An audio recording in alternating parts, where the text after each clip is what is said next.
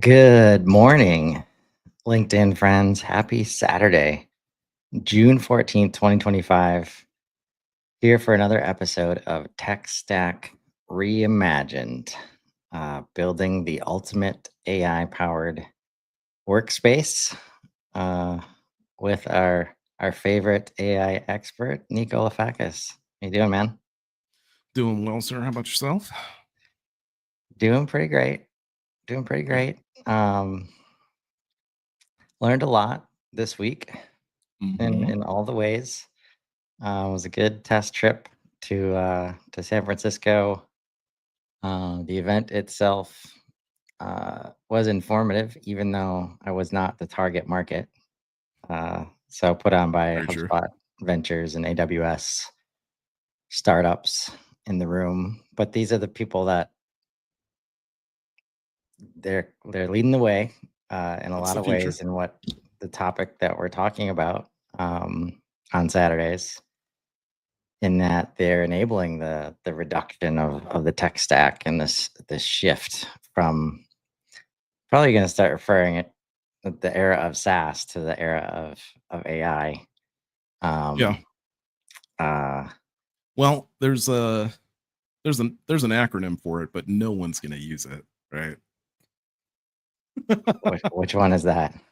That would be the AASSSS, right? Like agents as a service, basically. Oh, agents Um, as a service. Yeah. right.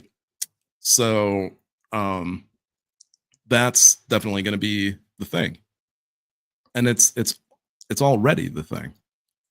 So Chris and I were at the HubSpot 2025 AI Summit this past week out in San Francisco, and we got to sit and listen to CEOs and founders from a, just a handful, obviously not all, but like a handful of like the top AI companies. We're talking, OpenAI, Anthropic, Replit, Clay, Personal. Uh, uh, Gosh, they're escaping me. So many. Well, let's go through it. I've got it on my Right. screen here. Okay. Uh, Atlassian. Obviously. yeah, because it's a good group of people Oh, the to lineup was sick. Yeah. hear from, right? Um, And we'll get into some of Claude insights as well today. That's what's on the right side. But uh, Nicholas Holland opening it up, head of AI at HubSpot. Then a great fact versus fiction in agentic AI Mhm. with, and I'm not going to read all these names decided in this moment, but uh, that was an interesting conversation that we'll get into. AI driven transformation, CEO perspectives. This one was powerful from Yamini and Mike Cannon Brooks from Atlassian. Mhm. Um, AI in action was interesting to startup showcase. Yeah. We'll have some fun talking about that. Uh, the challenges of demoing a software product on stage. Uh, Yeah. um, the infrastructure behind autonomous AI agents was super insightful for me. Funding the future of AI, honestly, that one I Yeah, was we not the didn't. target audience for that one, so I skipped that one and took the opportunity to meet with um, a gentleman from Contextual AI that had a booth set up. Why data ecosystems will determine AI's winners. Uh, I'm gonna show up to anything Karen and George are doing or talking about Yeah. from HubSpot. So that was really interesting. How to design an AI first company. Uh, some great minds here, but this is where I started to get a little twitchy with the phrase AI first, Mhm. and we'll be talking about that. What I mean by that a little bit. Uh, the new way we work. Um, uh, a lot of this one was about, like leveraging the global need around Mm. this and emerging opportunities. So we had a lot of examples from other countries where adoption is just like outpacing the US in a lot of ways. Brazil and Colombia were a couple of examples. Um, Keynote from Anthropic was helped connect a lot of dots for me as to why I appreciate Claude and kind of Anthropic's whole approach to this game. And then a great one at the end, how agents will disrupt the SaaS ecosystem. Pretty hard not to nerd out after that one. And we both got to Yeah. meet some people that we'll be talking about. Um, but yeah, that was the day. Um, and let's start up top here. And my main takeaway from these two, like I was going into the day, obviously we do a lot of content and we're always focused on not AI replacement, but like human augmentation, Mhm. right? And that requires human adoption of the things, right? Uh, and I wasn't expecting to hear a lot about that. Like often SaaS approach is like, oh, we've got a tool, that will solve for that somehow and just make it easy. It'll be easy buttons and everybody will be fine. Yeah. And I see a lot of that, maybe even more so from AI, which in some ways it does reduce the barrier to entry, but it represents a different, like the trust gap is way, way wider than it is for SaaS, right? It's a different kind of challenge that we need to address. But both in Nick's opener and uh, in this group conversation, they highlighted that as the number one challenge, right? Yep. Yeah. And it's one of the things that I thought was really interesting was when they talked about um how the agents and like how the tools are tuned like in order to try to better facilitate people when it comes to getting the right answers and like the trickiness that's involved there because I know a lot of people that have used these tools like some people I always hate when I hear about it when people say all the hallucinations. As soon as I hear that word, that makes me think that you didn't ask the question properly, or maybe weren't using the right model or mode or whatever it might be. But uh, at the end of the day, one of the one of the things that Nick said that stuck out was just when they first launched Copilot and how they basically had to tune it super hard towards, hey, if you are unsure of the answer or you don't know, just say that you don't know. And that ended up basically having it say like I don't know towards some of the most basic things about HubSpot because its confidence rating or whatever, however it had been tuned at the time, I guess, wasn't high level enough to cover it. So that's something that they have to work on, and I think even still kind of needs needs a little bit of work. But just trying to let people know that like I don't know. Yeah, trying to break down the fact versus fiction and trying to break down the hype of it, but um Yeah. And what got me there is one, it helped explain the chasm of value that I was experiencing between LLMs and Breeze, yeah. right? And it's like so much of the mindset shift required is that whenever we say it's the AI's fault or the AI is not good, Mhm. it's not the AI's fault. They are humans behind the scenes making decisions about how the AI is supposed to operate. And this was so enlightening for me because I've been making excuses for Breeze, like, oh, I can't see the whole, data model. It doesn't have access to all the APIs, and like it was built on older tool sets. So that's why I thought they were rebuilding it. Right. But when Nick said that, I was just like, oh, that explains everything. Yep. Like, and because that's when without really talking to customers, they decided that it was got to be accurate at all costs, never any hallucinations at all. Mhm. And that's how they tuned it. So it constantly say, I don't know, or I can't do that.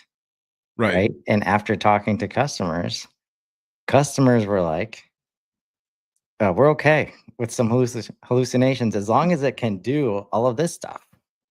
Right. That was the hilarity, right? Like, me and Chris have been talking about for a while now. We talk about simulation theory, and we talk about how much it applies to what's happening now, and more so than that is just the reality of what it is that we're doing, and the reality of the world that we're living in right now. And the reality of it is that we are rebuilding the human mind. We're rebuilding it on a digital scale. So when it comes to that, we know for a fact that not everyone is perfect. If we did, we wouldn't have such a thing as, oh, maybe you need to go get a second opinion, right? So we wouldn't even have opinion altogether. We would just have somebody that knew the answer straight out the gate, right? But we don't have that. We didn't. We do now, right? We have this thing that absolutely knows the answer right out the gate, right? Or if it doesn't, it'll get it within 2 to 3 shots, which is probably better than any human would be able to. So, and on the most complex thing. Uh, so yeah, it was really a matter of people saying like, hey, you know what?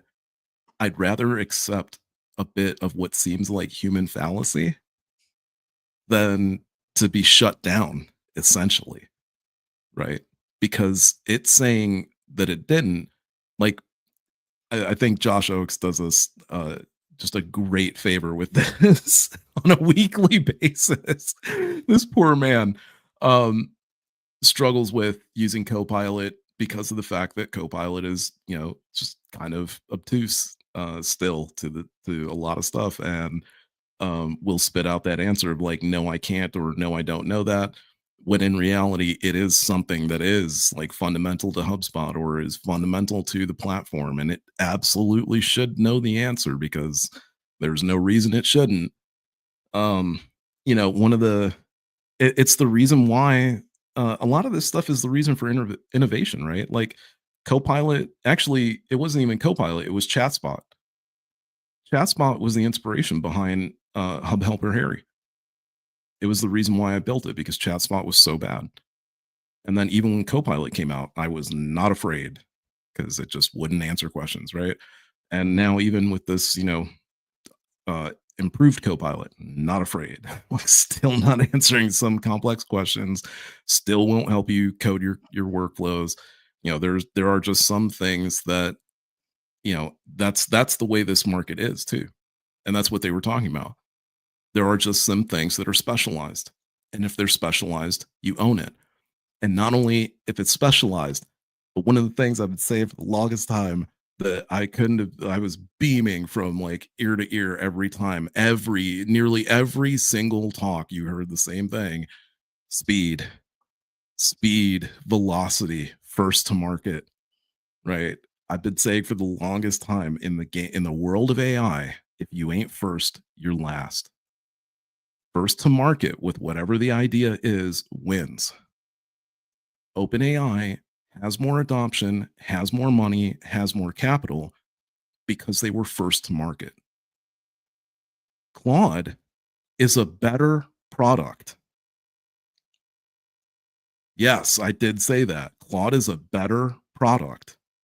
Really, it really is. I struggle with it a lot, but not nearly as much as I do with GPT. Um, and realistically, I don't struggle for the output as much. And I talk to it. I never talk to GPT. Yeah, it's conversational. Yeah, like I just Right. don't like GPT. It's not really as conversational. I'd have to go out of my way to custom build it, and then it. That's the thing is like with Claude, I can open up a brand new conversation, not add anything to it, and it feels natural, right? So that's the difference there.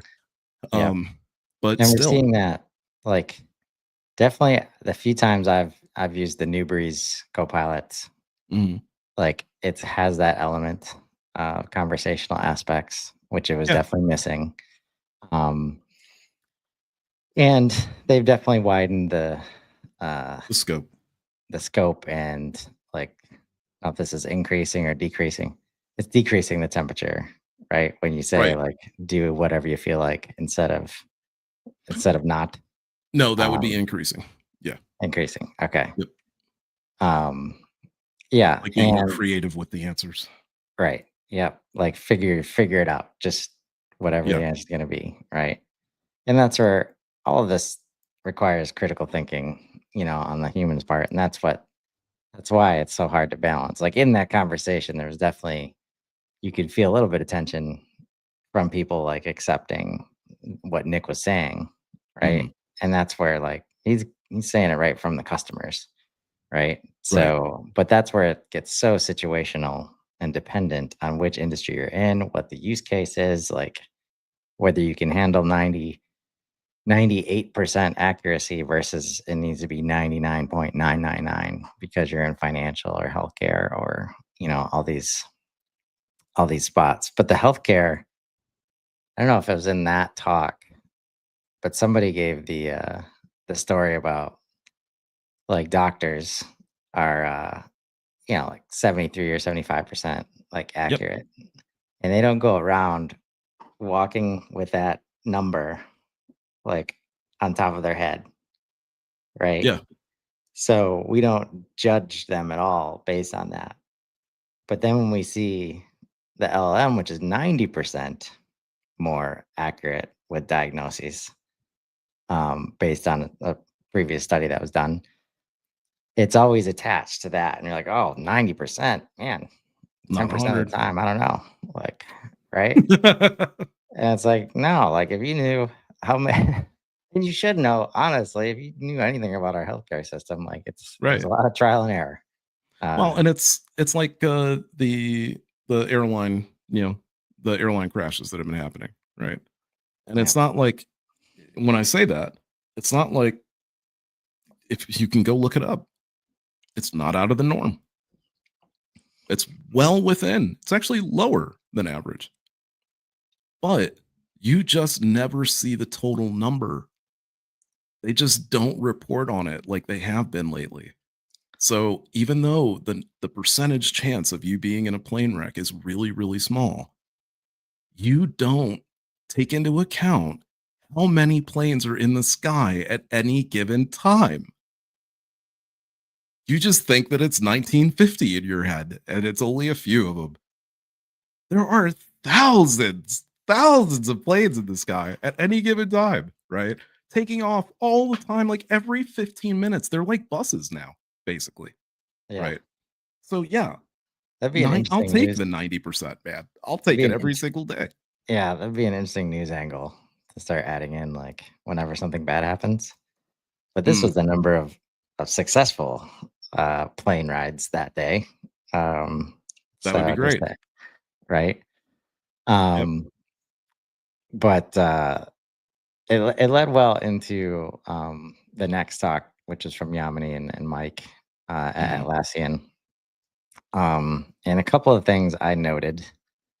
At this point, I started, just transcribing like talks just so I could, um, get insights from like some Claude that I've set up, related to AI. And really the goal, why would I go? Right. I'm not a startup. Uh, I mean, I'm not in the camp. I'm not in that target audience. I'll say, Right. obviously, I'm doing some stuff like profoundly and value first that I guess in some circles could be considered startup. But I'm not building AI tech, Yeah. right? Which is who this target audience was. Um, but it's so insightful just to hear how leaders are talking about these changes. The words they use like all matter because whatever comes out of that room starts to drive the whole narrative outside of Mhm. that room. Um, and it can be easy when we hear them on the outside, we just hear sound bites like here and there. So you miss the context, you miss the meaning. Like AI first, which we'll get into in a little bit. Like we understand what they're getting at, but that's where you listen to them talk about it. there's good intentions behind it, but it also highlights why there's a little bit disconnected from the challenges at hand. But something that Yamini said that I started to key on throughout the day, right, is this phrase innovation density, Yeah. right? Like alongside speed, uh, and this was like the other theme was the ability to innovate. Like Mm. with that, that's a part of the speed. You can't just go Right. fast like with the same thing that you're doing, Right. right? And the ability to innovate quickly, which means you need a lot of idea generation, and then the ability to act on those ideas. The one word I didn't hear a whole lot all day was focus, Mm. right? Okay. Which is usually like whenever like I've read some books now and I hear it a lot in terms of how to how to really drive forward. Like you got to find focus and prioritization and all this stuff. And that's pretty much the opposite of what they were describing when it comes to just bringing in great people that can ideate and execute on those ideas, like in the moment, like very quickly. You Right. can't tell me that like it's the opposite of focus for me. Like, right? Our whole ideal has been like it doesn't matter what's happening here. Like this is the goal, like 3 Mhm. month plan or even 2 week sprint. Like get distracted. Um so when she said that phrase like that, it just really like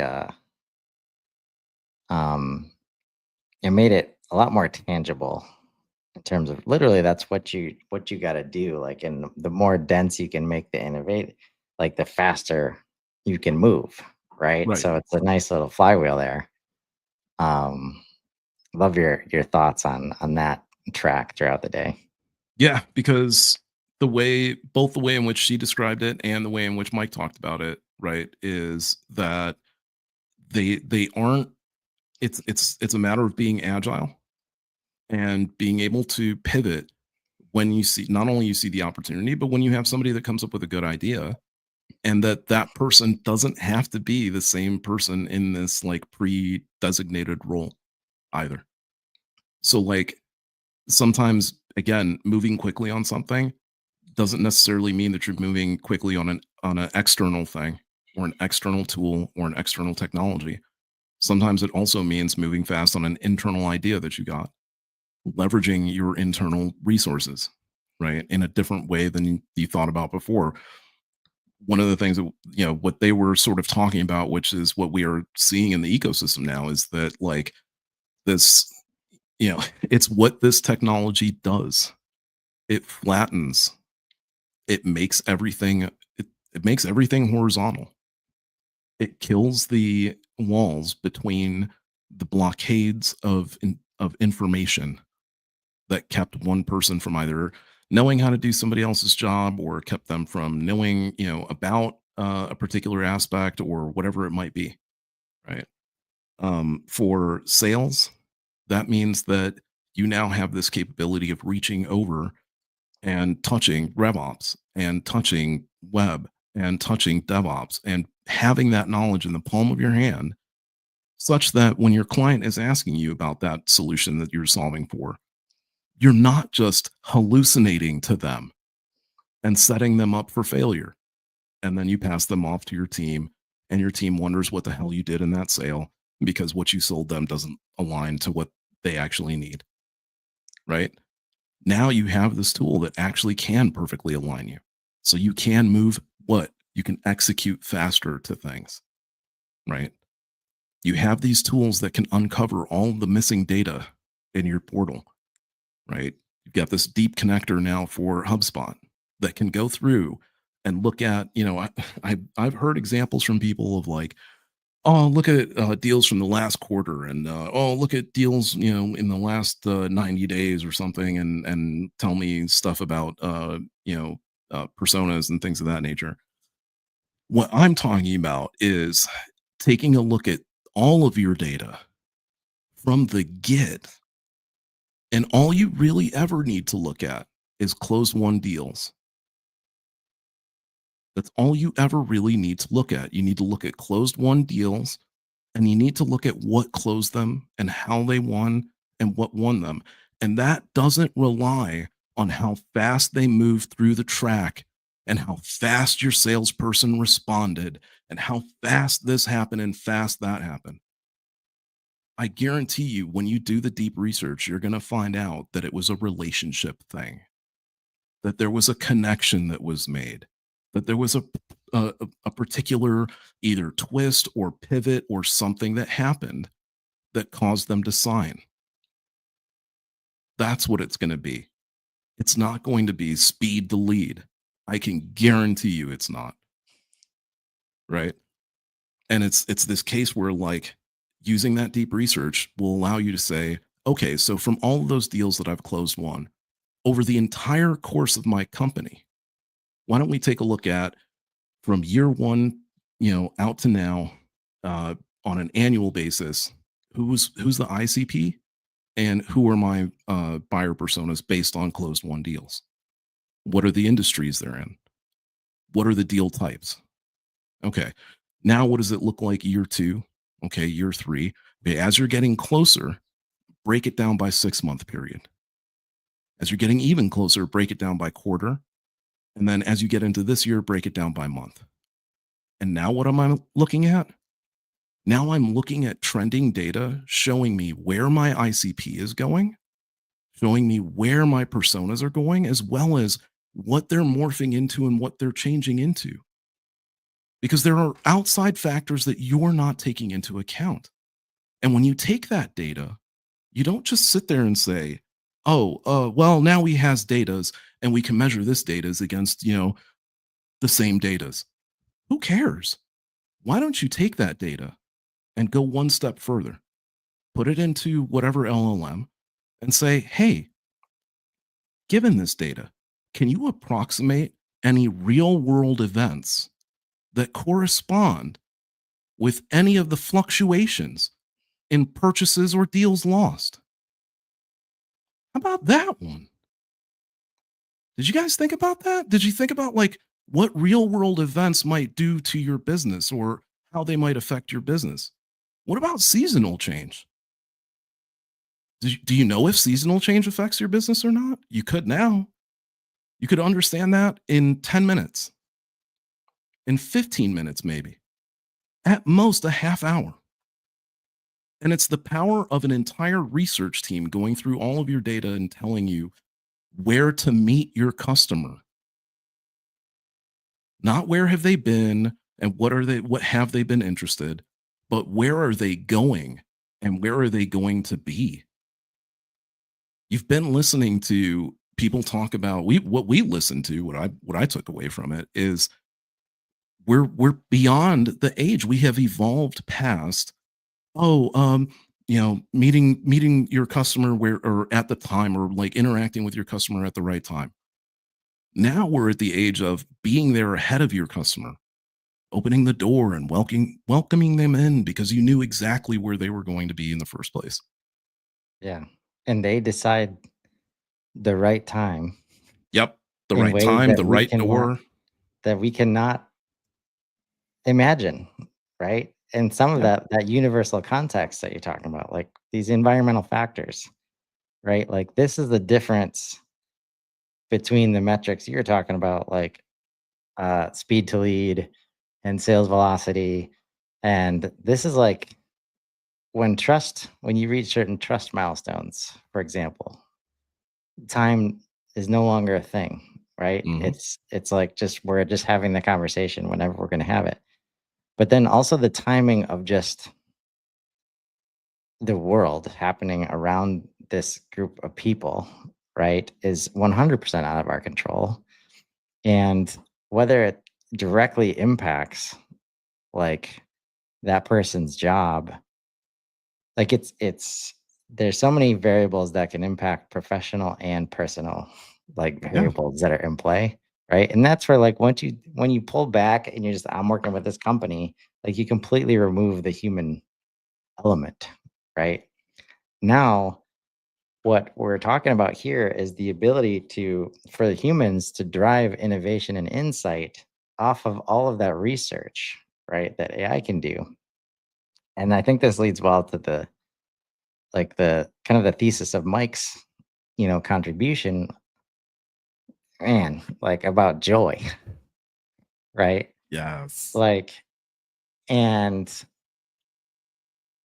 and I just need to quote here. And this is how he leads his organization, right? Focusing on joy over productivity, right? He said he asks, like, what makes you unjoyful? What makes you unhappy in your job, right? And then he Mhm. focuses on employing AI in those spaces so that um, people can do the joyful stuff. Like, how can AI remove? This is a quote. How can AI remove what's making you unjoyful so you can focus on what you love about your work? Not so we can remove you from the organization as a human being. Because if we have max people doing max like joyful stuff, that's what moves fast, Yep. right? And that's where he might have been the first one to say it, but his goal is not to build a moat around product. It is to be the fastest always, Yep. right? And he knows that that is enabled by people who love and are passionate about the work that they do, right? Yep. The other examples he gave were like, developers, they want to create products, get in flow, build amazing things, not optimize code, right?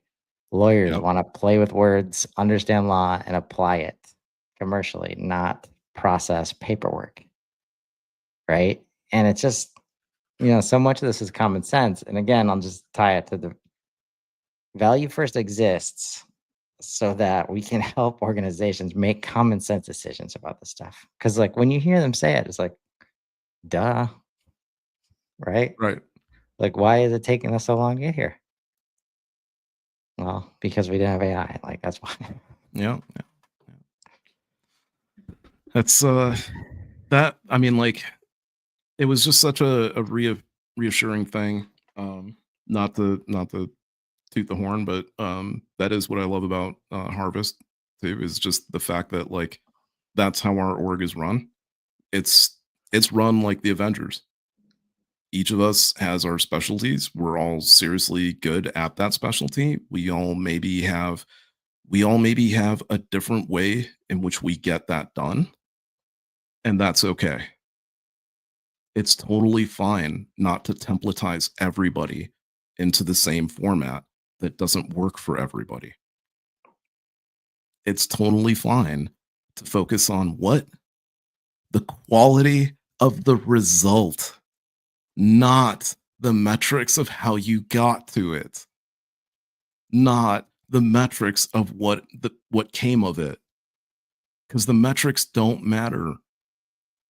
Why don't they matter? Because what you're supposed to care about is that RR, right? Do you know how you get the RR? It's not from the sale that is temporary and will go away.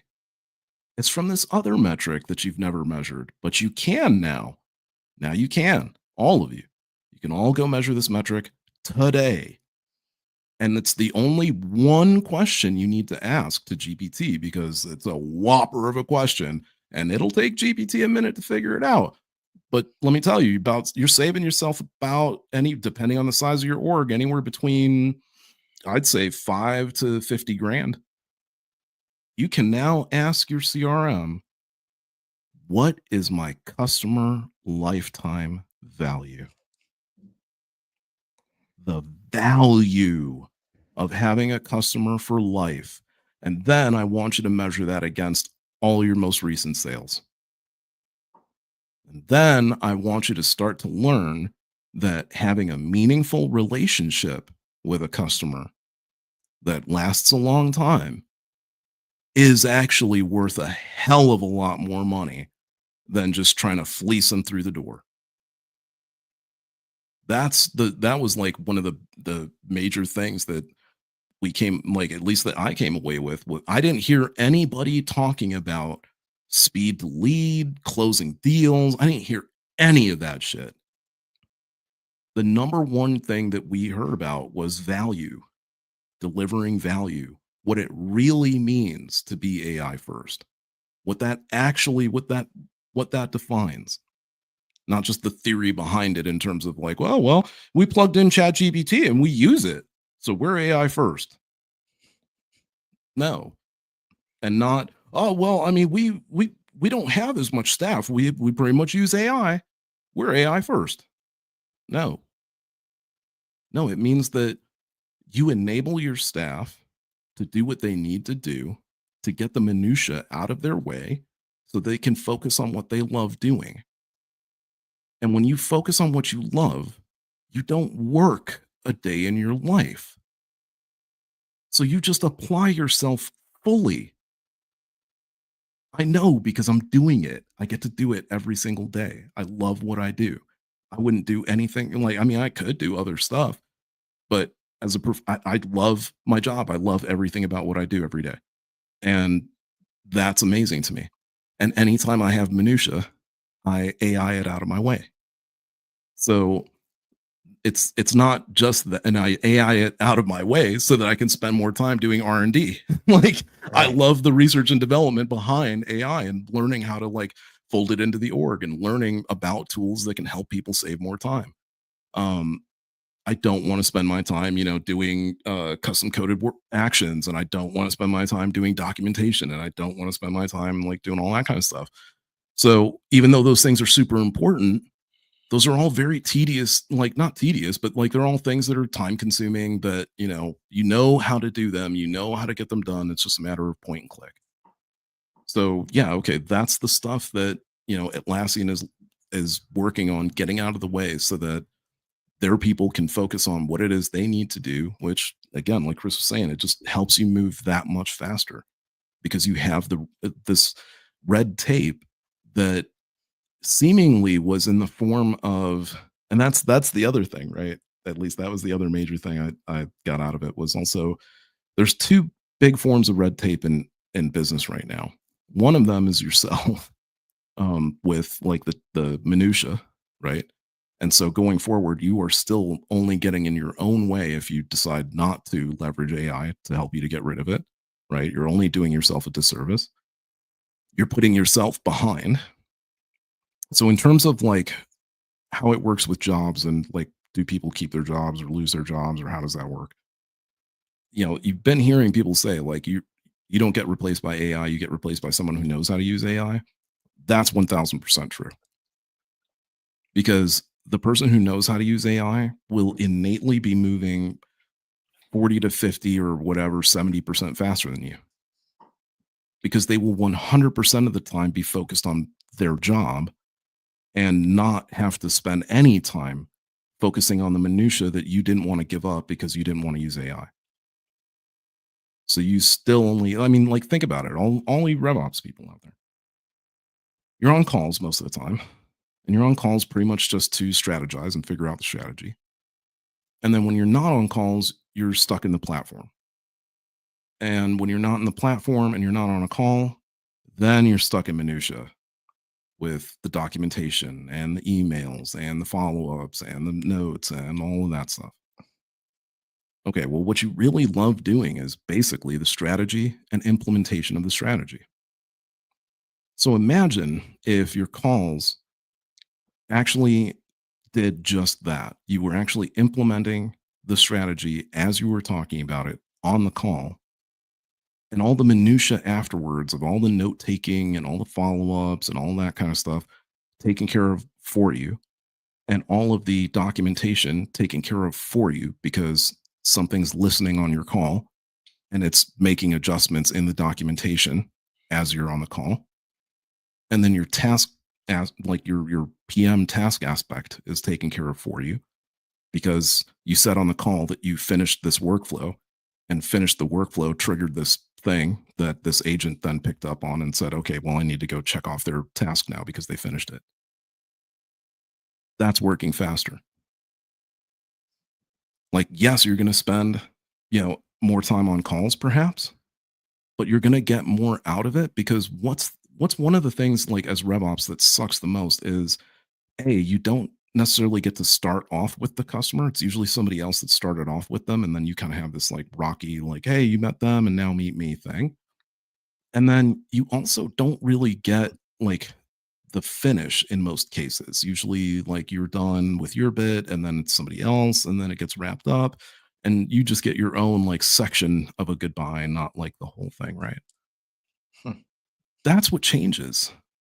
Now it's you. Like I know because I used to be in that same position. I loved my clients. I loved them from start to finish, and I wish that they were just mine. And I wanted to see everything through to fruition from beginning to end. I was the first one they talked to, and I wish I was the last one they talked to. It would have changed the dynamic of the relationship with the company entirely. It would have changed the value that was brought to that relationship entirely. But that wasn't allowed to happen because of these, pretend red tape walls that get put up. Okay. Um, so there's that, and then there's the red tape of decision making. Yeah. And one of the coolest things that I heard was basically, and I want to say, and I know I'm kind of jumping the gun because I want to say it was Mark Roberge that was saying it. That just get out of the way. It was either Mark Roberge or it was uh,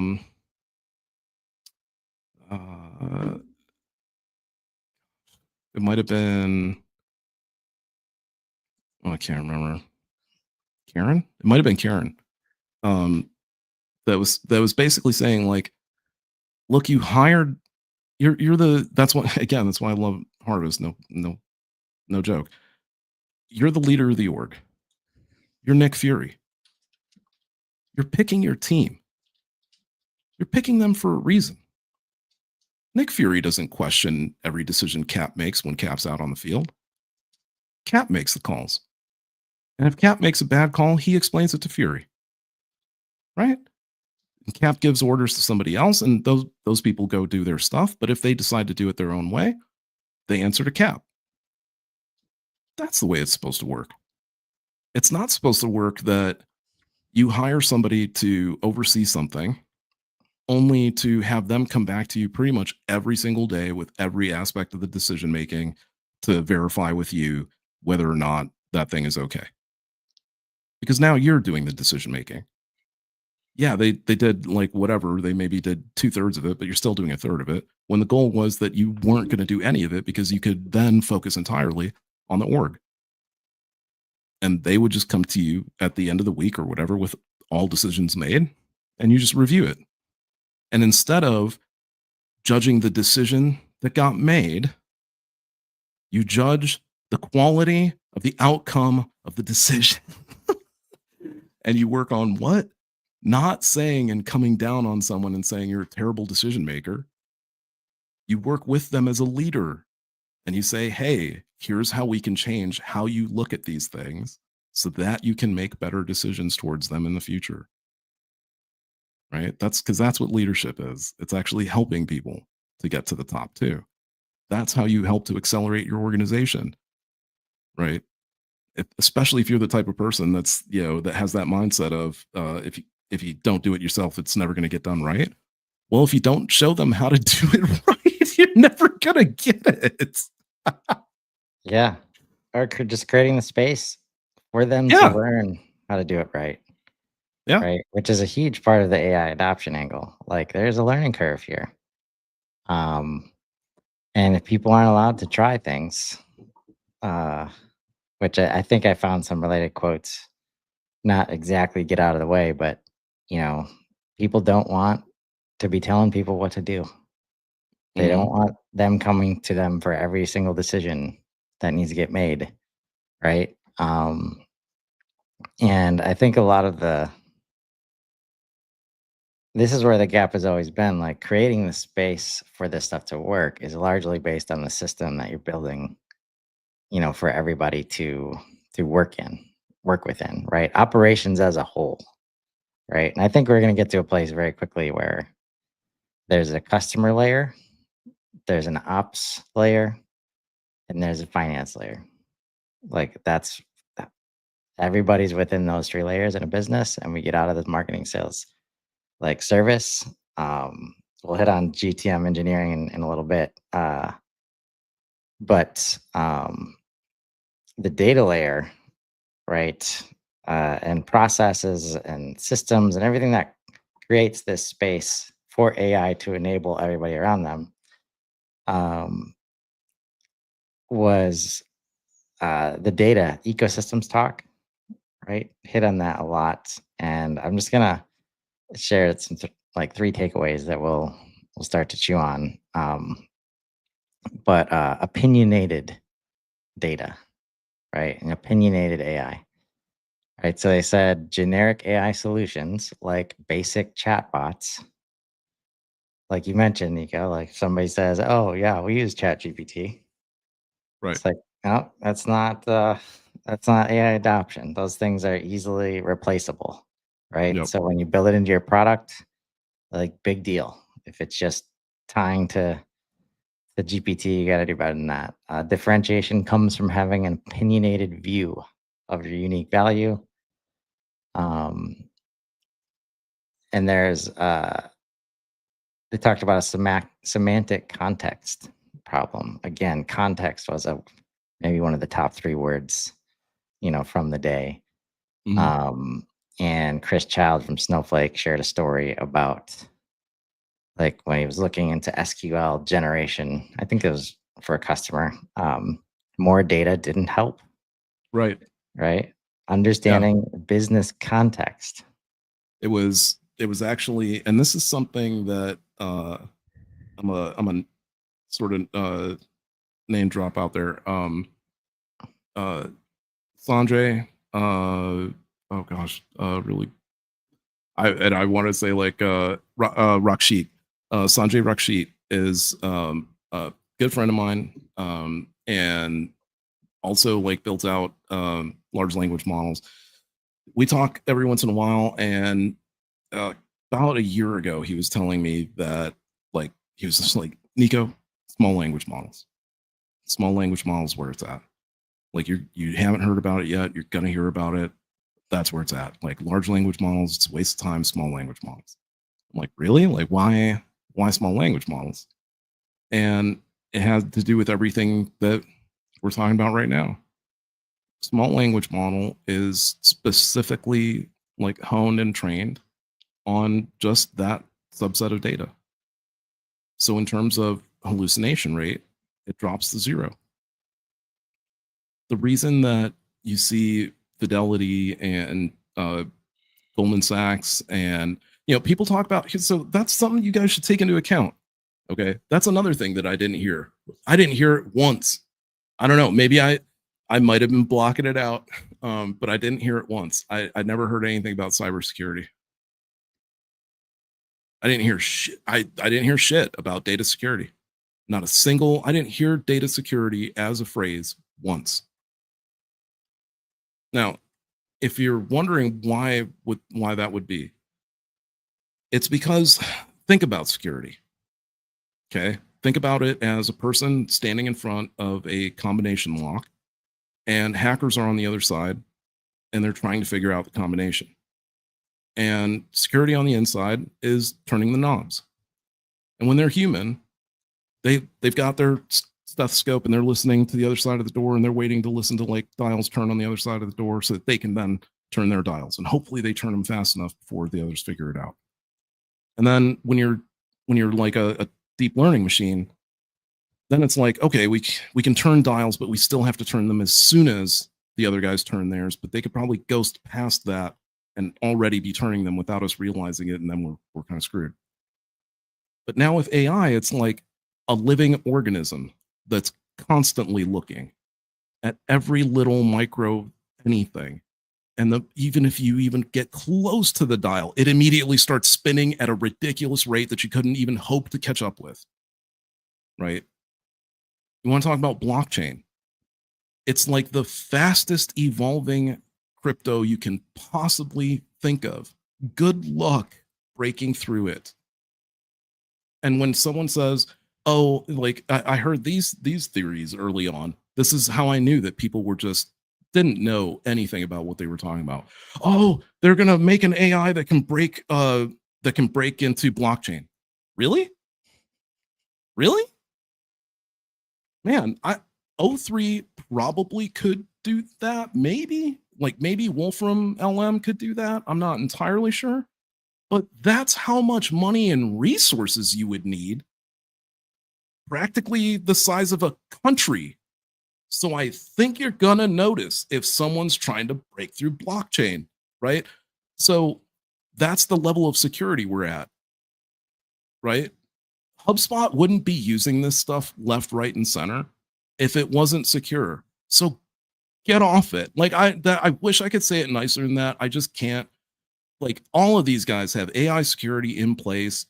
Like I Yeah, haven't. Nobody's been broken into ever since this stuff came out. Nobody's been broken into. yeah, Nobody's been hacked. No records leaked. Nothing.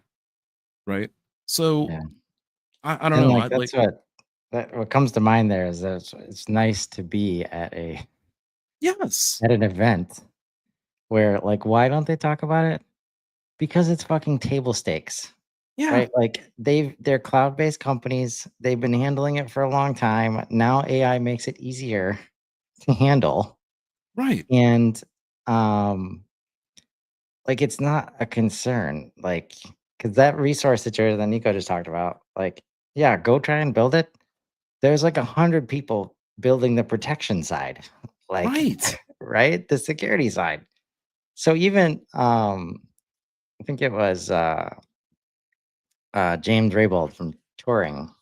Like, Hmm. that's a lot of what, they're focused on, and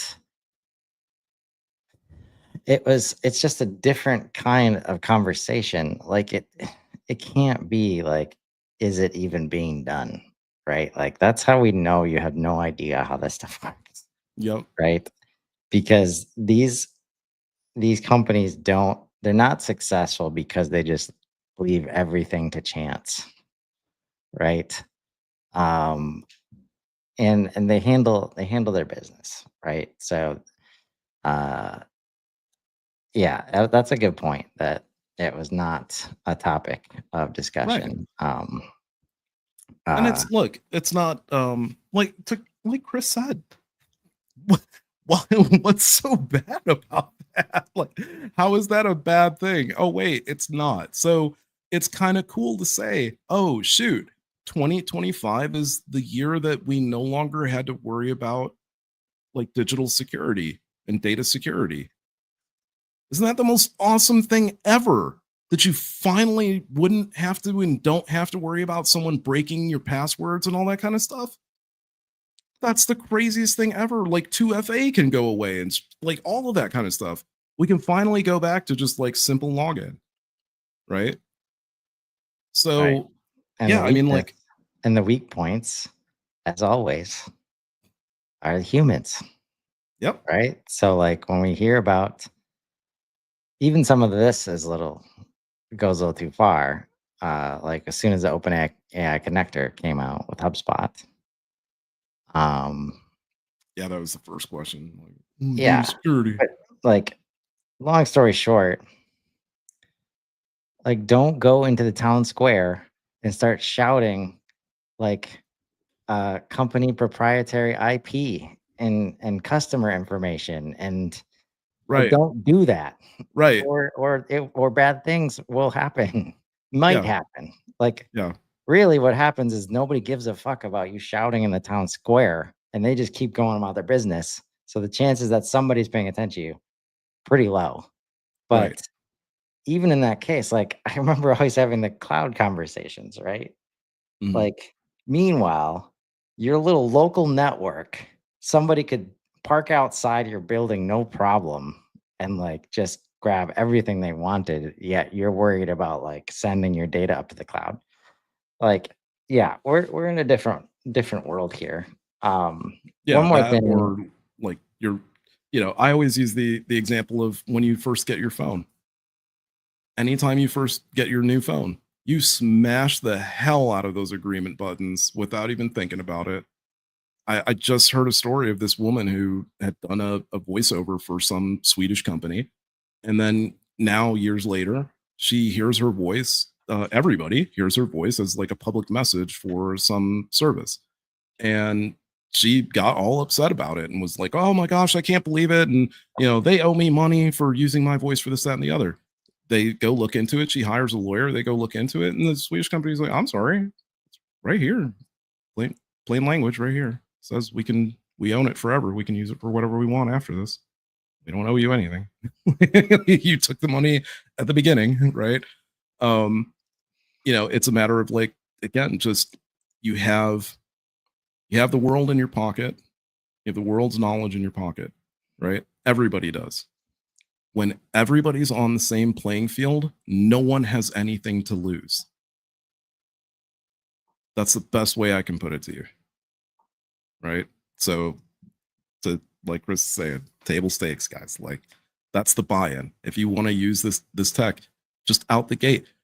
Again, the CTO of this like soon to be largest CRM company in the world is not going to release a plugin for a software and say take your chances with it. Yeah, and put all your customers at risk. Right. Like, So I don't know, like when I hear that it really sounds to me like, oh, I don't want to see the result of what this can do because it scares me into maybe realizing that I'm not as good at what I do. And it's like, so what? You're not. I hate to break it to you. There's only one person who's the best at all of the at like each individual thing, and there's not one person who's good at all of the things either. There's only one person who's the best at all of those things, and they're barely, right? So yeah, in every case, if you're a runner, there's the best runner, and it's not you. If you're, a basketball player, there's a best one. It's not you. I really like. I'm sorry. That's just the way it is, right? So don't be afraid of it. Like it's totally fine. I'm not the smartest like AI person. I'm not the greatest RevOps person. I don't care. I'm just good at what I do and I enjoy it and I have fun with it. That's it. I take joy in my work and I look at the value of what I bring to the table, right? And that's what matters. It doesn't matter that like that you grind your ass off. It doesn't matter like that, the grind, I guess, is what you do when you don't enjoy what it is you do for a living. Or I find that that is definitely the definition of if you are doing what you do simply to make money, then you are grinding for sure because you don't necessarily enjoy what you're doing, but you just want to do it in order to make money. So yeah, you're not going to be too satisfied with that job. Um, and now if that's the thing that you love doing, even that's easier. It's so funny that I met with someone yesterday, was giving them lessons, and they said they were talking to me about Gary Vaynerchuk and how he does this all the time. I do the same thing now. How Gary will talk to you about business ideas that are very simple that you can start with at a very low cost and will have huge returns. And he talks about them all the time. And he doesn't care because he knows that it takes effort and that there is action involved and that there's a decision and a commitment that you have to make. And you have to actually commit yourself to the idea of doing it. And that's really that's the separator. and most Whether you people will want not to or take not. action, Yeah. right? And in the past, I understood it. In the past, I understood like, oh man, it is. It is. It's a little difficult to get the scratch together, get the people together, get the business, stuff together, file with the bank and the paperworks and all that. I get it. And then heavy lies the crown. I understand. But now, a couple prompts into a couple different engines, and you have your own brand up and running in the same day. So don't like the barrier to entry is so low. That's the other thing I wanted to talk about today. Is the change that I see in the partner network. And I haven't put this one through the Oracle yet, but I will today just to verify. If you don't know, I have a quad project called the Oracle, and its sole purpose, because I love building out spider webs to try to like sort of to try to predict things. Um, and Claude is just helping me tremendously with that because of the fact that it can go actually research the theories and bring them back with a layer of validity. So it does just that. I tell it what node I want it to start out at, and it goes and does the research about it, and then comes back, validates whether it's actually true or not, or whether it could actually happen. And then it actually plots out what the ripple effects are from that event taking place based on, as I keep adding nodes to the web, it calculates all of the different changes together. So this is a note I'm going to add to it where I think that what is going to happen with the partner ecosystem is what I noticed at that summit was how much it was talked about that you could start your business today with like 2 or 3 people, obviously remotely. So you're not paying overhead for a building. And at most, you're starting your business with whatever borrowed 200K as opposed to borrowed half mil or million. And you're seeing the return inside of 6 months,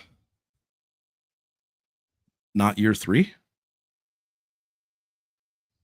That's what it looks like. If any of you like follow startups, if any of you follow like even Shark Tank or like you follow that kind of stuff and you understand like what founding a business and starting a business is like, I started a catering company. We didn't see black until 18 months. Right. And that was with me not getting paid. So that, and I learned the hard way. As much as I love food, super low margins in the food business, especially when you have multiple hurricanes wipe out your supplies. So this is different because again, no overhead cost at all. Which, if you understand, again, running your own spot, that is the second largest cost to you. The first primary cost to you is overhead in terms of people, but you need the people, otherwise you can't run the business. So usually it's like, okay, well, how do I get the money back? The money back is used to be measured in like, okay, well, how many deals can these people close? They need to close an amount of deals to cover the amount of like whatever. Now it's what's the output that I can get? What's the level of output I can get from the 3 people? Because that determines the value that I can then charge to make it worthwhile. One of the Yeah. experiments I really love doing is like building a product in Claude. And how you do that is by telling Claude something really, really ridiculous like, hey, Claude, I want to earn $50,000 a month by creating a super simple front end software, right? So something that AI can do for you. You don't even have to do it yourself. Lovable is free for the entire weekend, by the way. So here's your chance to make millions of. I'm not even joking. Here is your chance to make millions of dollars by spending zero money this weekend. Okay, just tell Claude this. I'd like to make 50 grand a month using a front end software built in a vibe coding platform that solves for a complex problem that people talk about and discuss as being super annoying, that I can build with like a very super simple front end web app. Take your pick. You're going to get like 8 or 9 or 10 or 15 ideas. Okay. What is astounding is that you can then take Claude and say, okay, I want idea number 2. It will break down. Here's what you need. Here's what you're going to build. Here's how it should look. Blah, blah, blah, blah. And then it'll show you, here's what you need to charge. And you'll see, not only will it show you, here's what you need to charge, it'll say, here's how big that market is. And here's what the percentage of that market is that you need to get. I was doing this with a colleague yesterday, and the app that we looked into came out to be that the target market was like 4.2 million people. Not a lot. Doesn't sound like a lot. 4.2 million people. So we were looking at trying to earn 50 grand monthly. In order to do that, we only needed 0.24% of that market. at a rate of $4.99 subscription monthly was 50 grand monthly. Okay. So now you know what your target market is, you know how large that market is, and you also know how much of that market you need in order to make what price. So guess what? You know all your KPIs before you've even started. And then you go over to something like Clay. And now your GTM is done in like, I don't know, 5 minutes. So your product is done in like your product ideation and research is done in Claude. Carry that over to Lovable and your product is done. Your MVP is done, usable, ready to launch. Okay. And then you go over to Clay and boom, launch your product and set it up with automatic support on the back end. So that's, I mean, like anybody can do that. Anybody can do that this weekend. How many of you guys are going to do it? I don't know. Not a lot. Like 99% of you guys won't do it. It's totally fine. It's totally fine. You guys would rather do something else. The thing is, like, all we're talking about is like building software. And building software might not be everybody's bag, right? Maybe somebody wants to go like be an abstract painter. Okay, that's fine. Like that too will come in time, right? That'll be part of the abundance, like post scarcity era of things. We'll talk about that tomorrow. But for now, again, those of you that are like chasing money, or you're chasing a side hustle, I finished 3 books. The second one I'm publishing today. So that'll be available on Tuesday. And the third one will probably get published next week. So I'll have 3 books up on Kindle within a month. And they were, so all told, like all 3 books written within 2 months. And I mean, really good. They're not just like, oh, straight output from Claude and I'm done.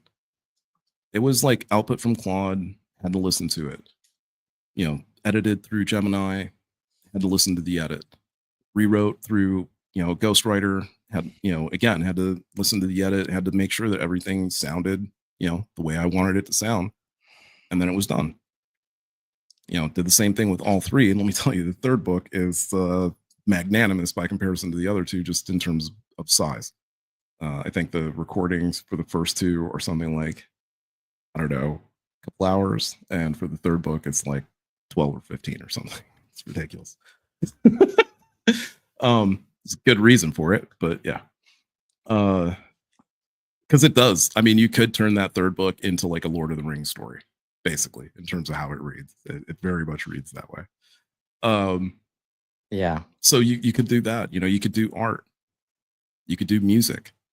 I used to do music, and I used to write lyrics all the time, and kind of fell out of it for a bit. But I still had all these lyrics left over that I just never made the songs to. But I knew how I know how I wanted them to sound. So I just jump on Suno, dump the lyrics in, and make the songs. And they sound exactly how I wanted them to sound. And they're awesome. And I love listening to them now. Right. And when I'm ready to, I'll download the stems, because you can do that. And then I can just record my voice over the stems and my songs are done. So singer, songwriter, novelist, programmer. Those are my other job like things I do now because of AI. Yeah. And that level of enablement at an organizational level, like we're just talking about one person. Right. When organizations can and will enable individuals to do these things, like to bring it back to like how this AI enablement is going to have a massive impact to partners and the ecosystem. I'm just going to I found a thread here, like naturally through these sessions. And that's because like I'm doing this in a value first AI project, which is all about like not AI replacement, but AI like amplification of human value. Right. And so from the data session, right, what partners often do, uh, like creating more stuff, building more stuff that collects more data that people aren't using. And now we know that AI, like it's unusable despite having everything there, right? Even when we get to, using unstructured data, right? There's going to be ways that the AI can still get confused. Like if the structured data plus the unstructured data, there's just so many routes, right, for it to go wrong. Mhm. You have to get that data in front of them at the moment they're making that decision, not in separate dashboards they won't check. Partners love building dashboards, don't Yep. they? Like we lead with that all the time because Die by 'em. like the business context gap, right? AI failed until it understood business problems, not just technical patterns. Partners are not good at understanding business problems. They just No. want to build stuff, right? Create uh, technical capabilities like in the system instead of understanding the business, right? People running their businesses now need to iterate constantly and they need systems and partners that can evolve with the thinking at speed. And it's going to be very hard to do that as a partner unless you have like a super tight relationship, right? Uh Needing AI to work with people in their workflows, not as separate tools. And again, the farther you get away from the people actually doing the work, which this is the relationship we have, like partners are meant to enable, growth in all the ways with tool implementation, right?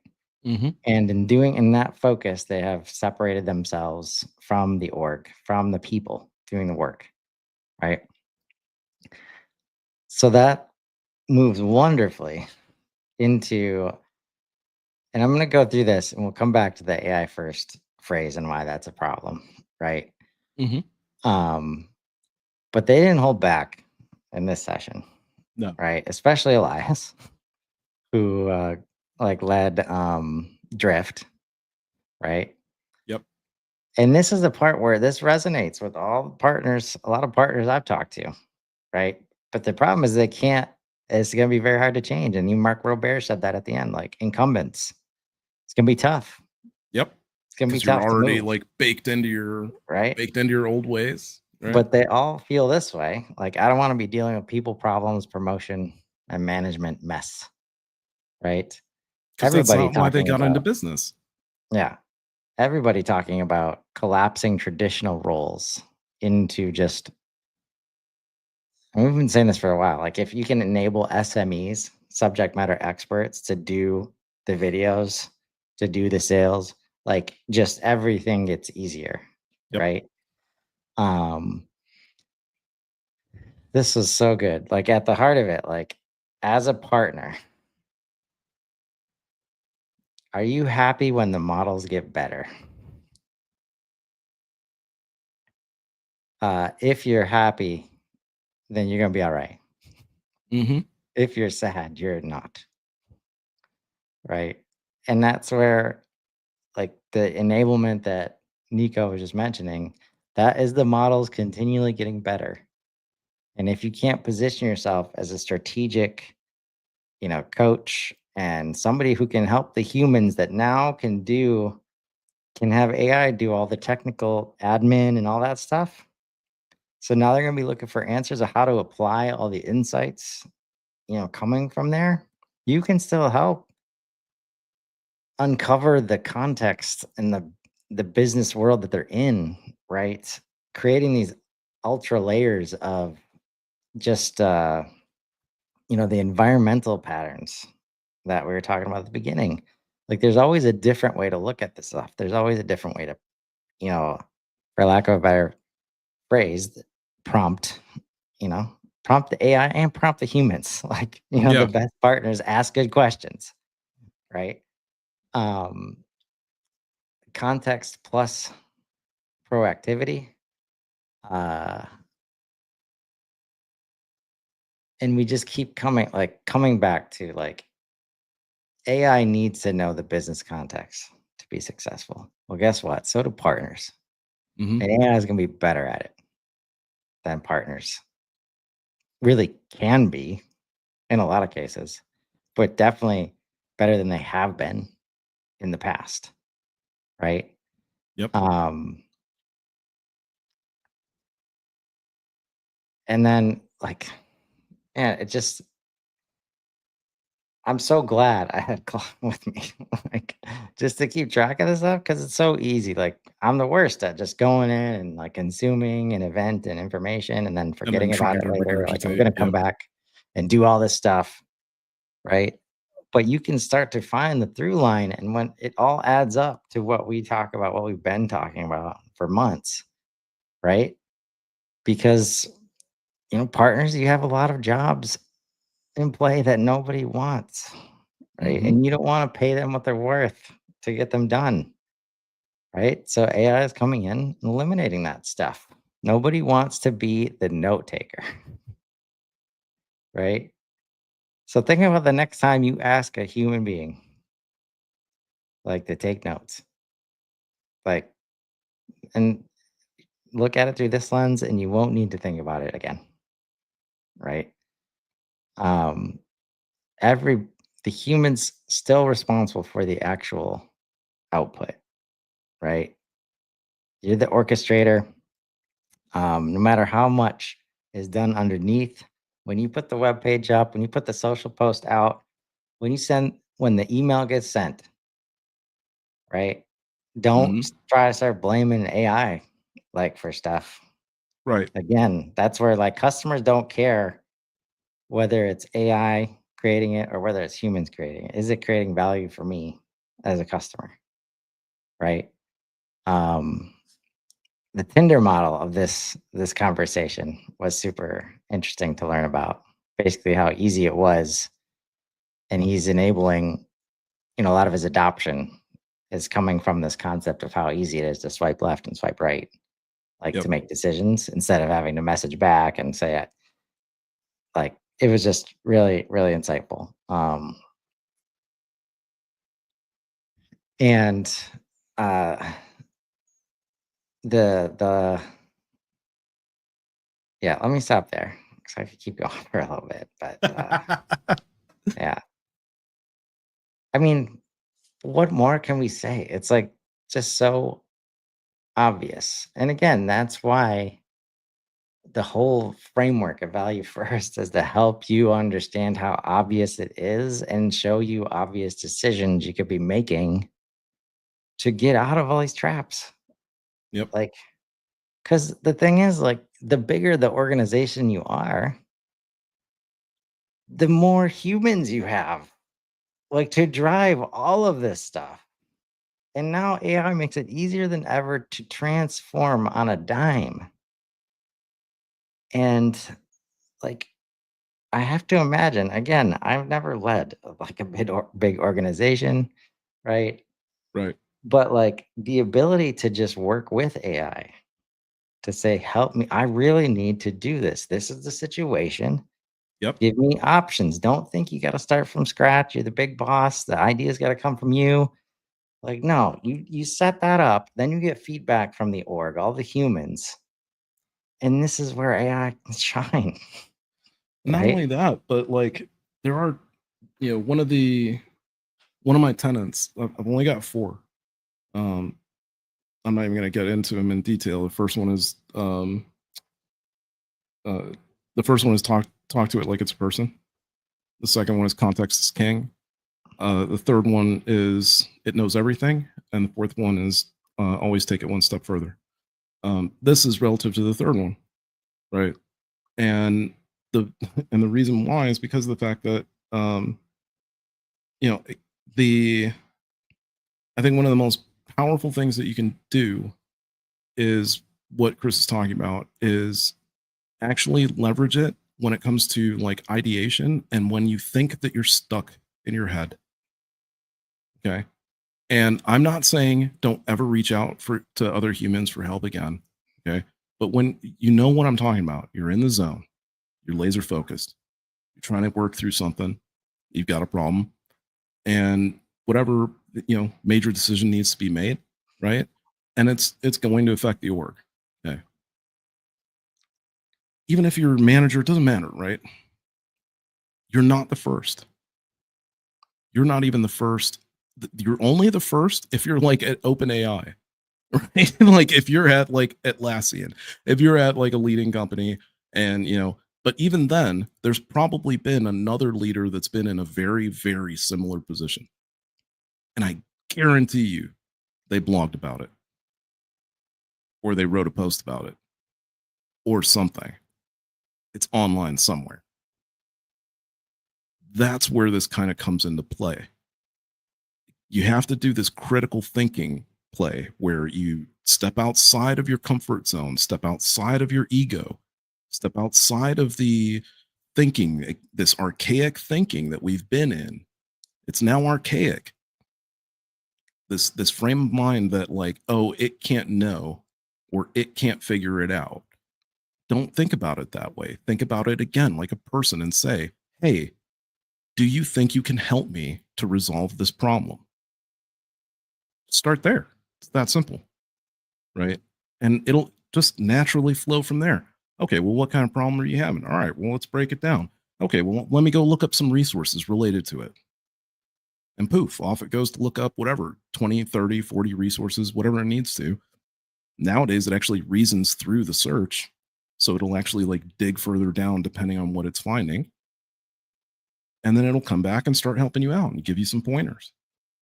And you make the decision at that point. You as the human decide and make the decision, or make the decision to execute on whatever method you're going to use to go forward. Maybe you take the advice, maybe you don't. Maybe you ask another model. How amazing is it that you live in a time where you can go ask 5 insanely intelligent brains the same question to see what they come up with? And oh, yeah, it's 5. So you definitely can get 2 out of 3 or 4 and 1. No, it's just, to me, it's crazy. And what I see, and like what I'm like, I I like mentioned it, but I didn't really get into it. What I see about the partner ecosystem changing is I saw a room of like startups and founders, and even if they were there in pairs, what I saw was a future of like 200 companies in one room. And what I mean by that is that those pairs could basically act as an SMB inside of 6 months. And I'm not saying replace employees. I'm saying that you're going to see the largest number of startups you've ever seen in your life. And it's going to be enabled because people are going to understand how to use these tools and leverage them to turn themselves, not, it's not even turning yourself. You've listened to us. It's taking the minutia away so that you can do what you need to, which is what grows the business in the first place, right? So that's the thing. Is like if I had to go back to catering, I would in a heartbeat, because now all of my inventory that I hated doing, all of the billing that I hated doing, all of the scheduling that I hated doing, it's all taken care of for me now. Oh yeah, and my website and all taking all my catering orders and all, it's all taken care of. Now all I have to do is cook. I just have to do the thing that I love doing. I even have crowdsourcing like DoorDash and whatnot to do deliveries for me. So, like, yes, you live in this era of near abundance. This is kind of what it feels like, right? It's getting there. We're certainly starting to see this like zero cost development environment, where again, you're able to, as one or two people, be an entire organization.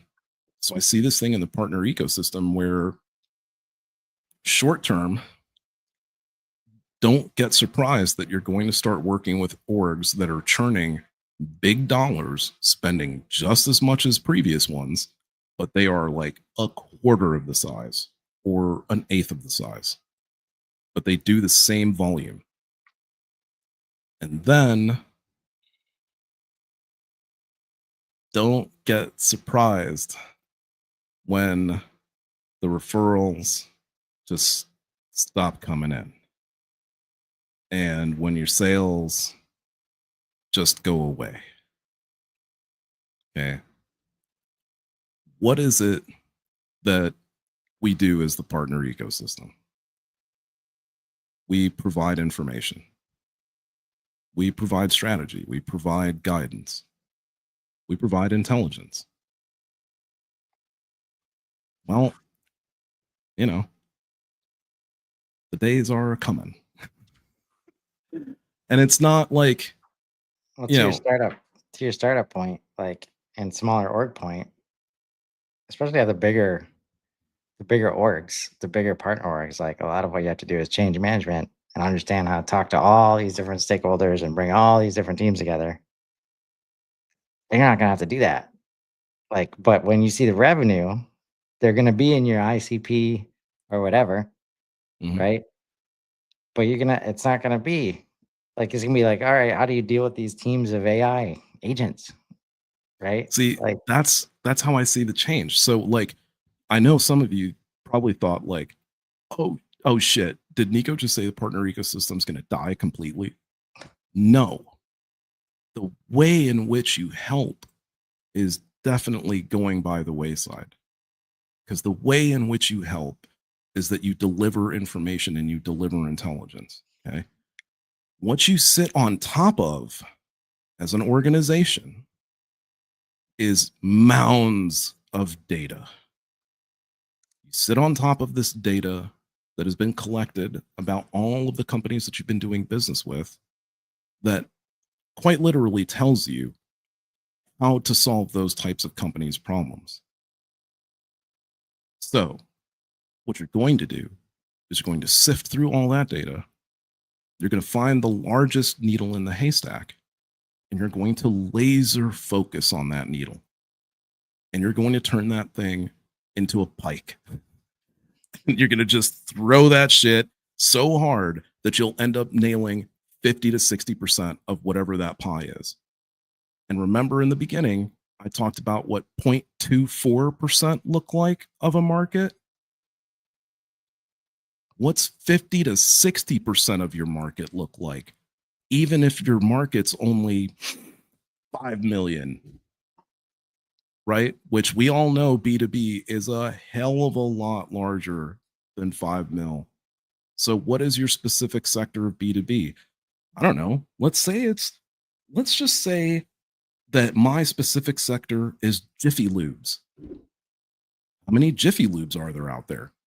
But they're all with me for a monthly because I'm providing them some type of agentic service, or I'm providing them some type of, here's what I think is going to happen, customized CRM service. Because maybe Jiffy Lube loves HubSpot and the way HubSpot works, but they just can't use that interface, and it just don't jive. And their employees don't understand it, and it's too complicated for them. I don't know how many salespeople have been daunted, how many organizations are daunted by the UI. That's the hardest part of change management, is having to change to a software that you don't know, you're unfamiliar with, and all this, that, and the other. When I look back on like third party game controllers and game controller companies, all of the game controllers looked so much similar to the mainline game controllers, but they were just a little bit different. And they were a little bit different in the way that was necessary. Either they were slightly larger on the handles, maybe the buttons were a little bit bigger, maybe the joysticks moved a little bit differently, they clicked instead of smooth moved. But that's the key. All of those guys still made money. All of those companies still make money to this day because they specialized and laser focused on this one aspect that they knew that was necessary in gaming, right? So it's the same thing here. Like if all you ever focused on for the rest of your life as an organization was automotives, I don't even know, but I know that that's worth just shit tons of money, right? So it's this thing where, like, again, do the deep dive on your CRM data. Find out who your largest industry is. Find out what the largest sector of that industry is. Research what the size of that pie is. What's your percentage of it? How much effort would it take to double that percentage? That's pretty much it, right? Like it's if that part of the pie paid for 2/3 of your business of your revenues that year, and you double it, I don't know. Why'd you bother with the other third? Right? Yeah. And that's what you be like anybody at a loss for how to use AI, like just isn't thinking like clearly. Like there's some Mm-mm. kind of internal bias that you've got to Yeah. get over, right? And You this have is to, you know where what it is? It's the same thing that I always dealt with as a marketer, as a graphic designer in marketing. It's and I'm not look, I'm not trying to slam you and I'm not trying to just talk shit. It's just the way that it is. You hired me, right? This is I'm just talking and speaking in the past. You hired me as a graphic designer because I had a great eye and because I knew how to design what it is that you wanted. And then you're going to sit there and tell me that no, what I came up with was bad and that you know better and blah blah blah. Well, then what is the point? Right? So, like, that's the thing. Get out of your own way. Get out of your way of thinking that you know best because it knows more than you. It knows all of the things. It can take all of them into account every single time. And it's not affected by emotion like you are. So you could be in a shit mood and make a shit decision. It won't. And even if you're in a shit mood and you're about to make a shit decision, you can, I don't know, talk to your assistant and say, hey, I'm thinking about doing this because blah, blah, blah, blah. And it might come back and be like, yeah, you sound like you're a little tilted. Maybe you want to calm down a little bit because, this might be a better route to go. So let's take it easy. Right. And all of a sudden you avoid pissing off your employees. You avoid like any sort of disruption to your business. Right. yeah. And so much of the mindset, again, we've been talking about it for a while. Like when you think of AI as just a tool, like that's where like you get in the trap of I know more than this. I like all the things, right? And this must be why I love Claude so much. Like the Anthropic keynote from Matt Bell Yeah. was all about, and I don't know if this is on purpose or not, but I don't know. Like he's everybody else talking about agents and like AI first, and this whole shtick was like a virtual collaborator, right? Like humans and AI working together, Yep. right? That's what we're trying to accomplish. And like a lot of what Nico just said, like it can read faster than you. So stop reading research reports. Hmm. It knows more than you. Like, so stop thinking you can't ask it certain questions or for certain insights about certain things.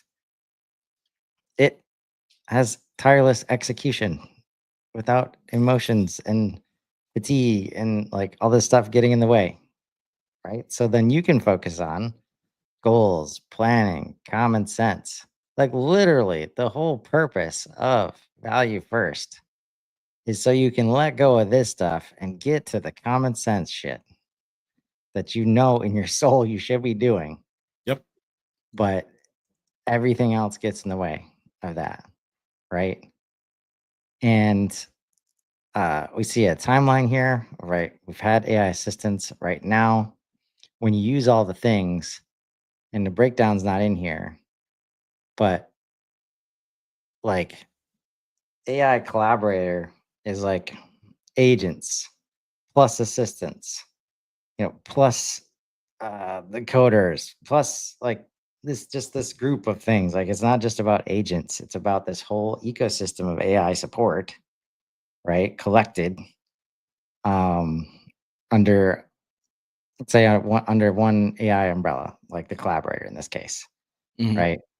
And then, in a year or two, we get to that actual pioneering, which where AI tools can like break new ground in every space. I mean, there's already things like AlphaFold where like it breaks new ground in space. Like we're never like humans are never gonna like create new Yeah. But we've proteins or whatever done, that process is. Humans are never doing that yeah. again, right? Um, and this was so compelling. like everybody's talking about like job loss, right? Like And the using whole these collaborators, like using AI as a collaborative, you know, partner makes us all better. Like in the case he was describing, twice as productive knowledge workers will be a meaningful fraction of the world's GDP, like for the next 2 to 5 years. And that like 5 trillion in value, right? And I'm not one to lean on like dollar values, but I know a lot of people out there are. There's just like everywhere you look, you can't deny the opportunity that's available to you, but you have to use AI like to get it. You have to discover how to use it effectively for the things that you want to do, not for the money, right? Like if you laser target on the money, you're gonna miss the mark, right? Because yeah, AI will help you do that. Like it will go with you, like wherever you want to take it. Uh, and it's just like I can't tell you all the ways that you're gonna miss the mark. But since you're not focused on the creating value for humans and AI for that matter, like you're gonna just make bad decisions on the way there, right?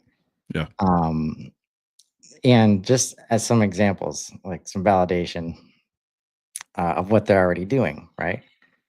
Model Context Protocol, MCP, standardizes connections instead of having everybody with different APIs and different internal names and all the reasons it's so hard to integrate systems, like going away.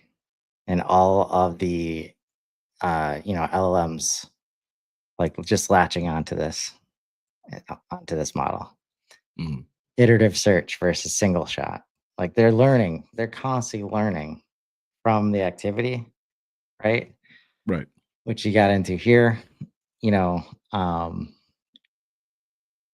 Which, in terms of the first part, like I think it's OpenAI doubled its its annual revenue this year, right? So last year it was 5 billion, this year it's 10 billion.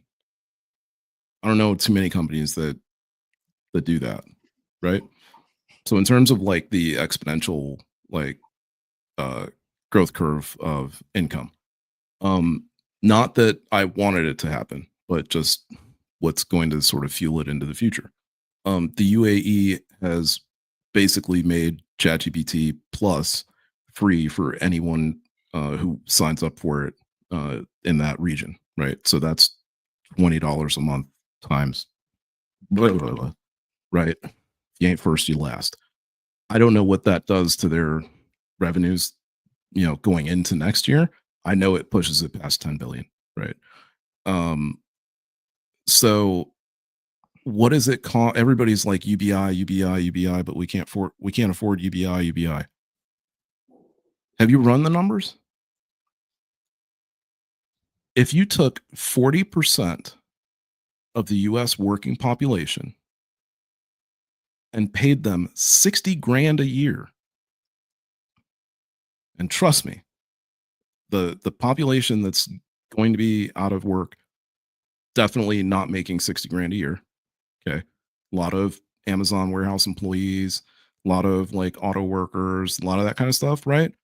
Not making 60 grand a year in most cases. I mean, if you're in a union, maybe, but even then, pretty tough. Um, so most people are going to see a bump, right? Not paying taxes on it. So it's net 60. Okay. What's the cost? 4 trillion. That sounds like a lot. Sounds like a lot of money. Do you know how much we spend on Medicare, Medicaid? Not counting Social Security. Close to 2 trillion. We halfway to UBI, folks, right? With just two programs that we use. These guys are going to churn dollars like you would not believe. And let me tell you what the ideas are that they are floating around. They are floating around. And you're not going to hear it from Microsoft, and you're not going to hear it from Google, and you're not going to hear it from those guys. You're only going to hear it from OpenAI, and you're only going to hear it from Anthropic. You're only going to hear it from Mixtral.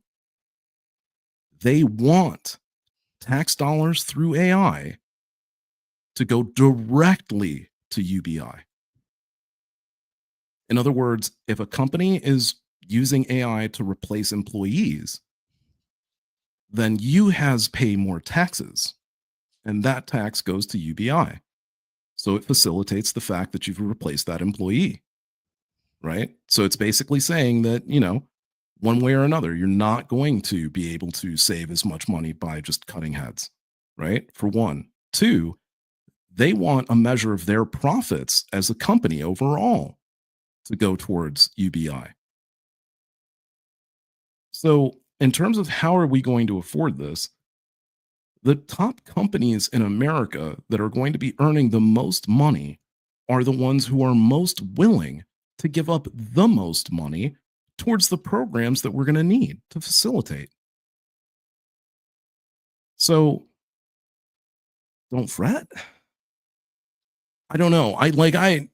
It sounds weird when I say it like that, but again, like I ran the numbers just on the flight home, and it's totally feasible. All the models think that it's feasible. It's not the money that's going to be the problem. Trust me, it ain't the money. It's Right. not the joblessness, right? I mean, They technically, know but because they know that's the only way the math works, yes, exactly. right? They Exactly. know They're they need users. Like people need to use this stuff, right. right? That's the thing is like, guys, when you think about it at the end of the day, even if they were like even if they were after maximum monies, someone has to be able to give them said maximum monies, right? So like you can't like you can't kill your user base, otherwise you don't exist anymore, right? And it doesn't do any good to be the king of nothing. So I don't know where I get it. I get it because American industry, look, and if you've listened to Jack Ma, then you know um that like yes, part of the problem that we've had is the fact that our country kind of forgot to invest in the nation and instead gave the money to Wall Street, right?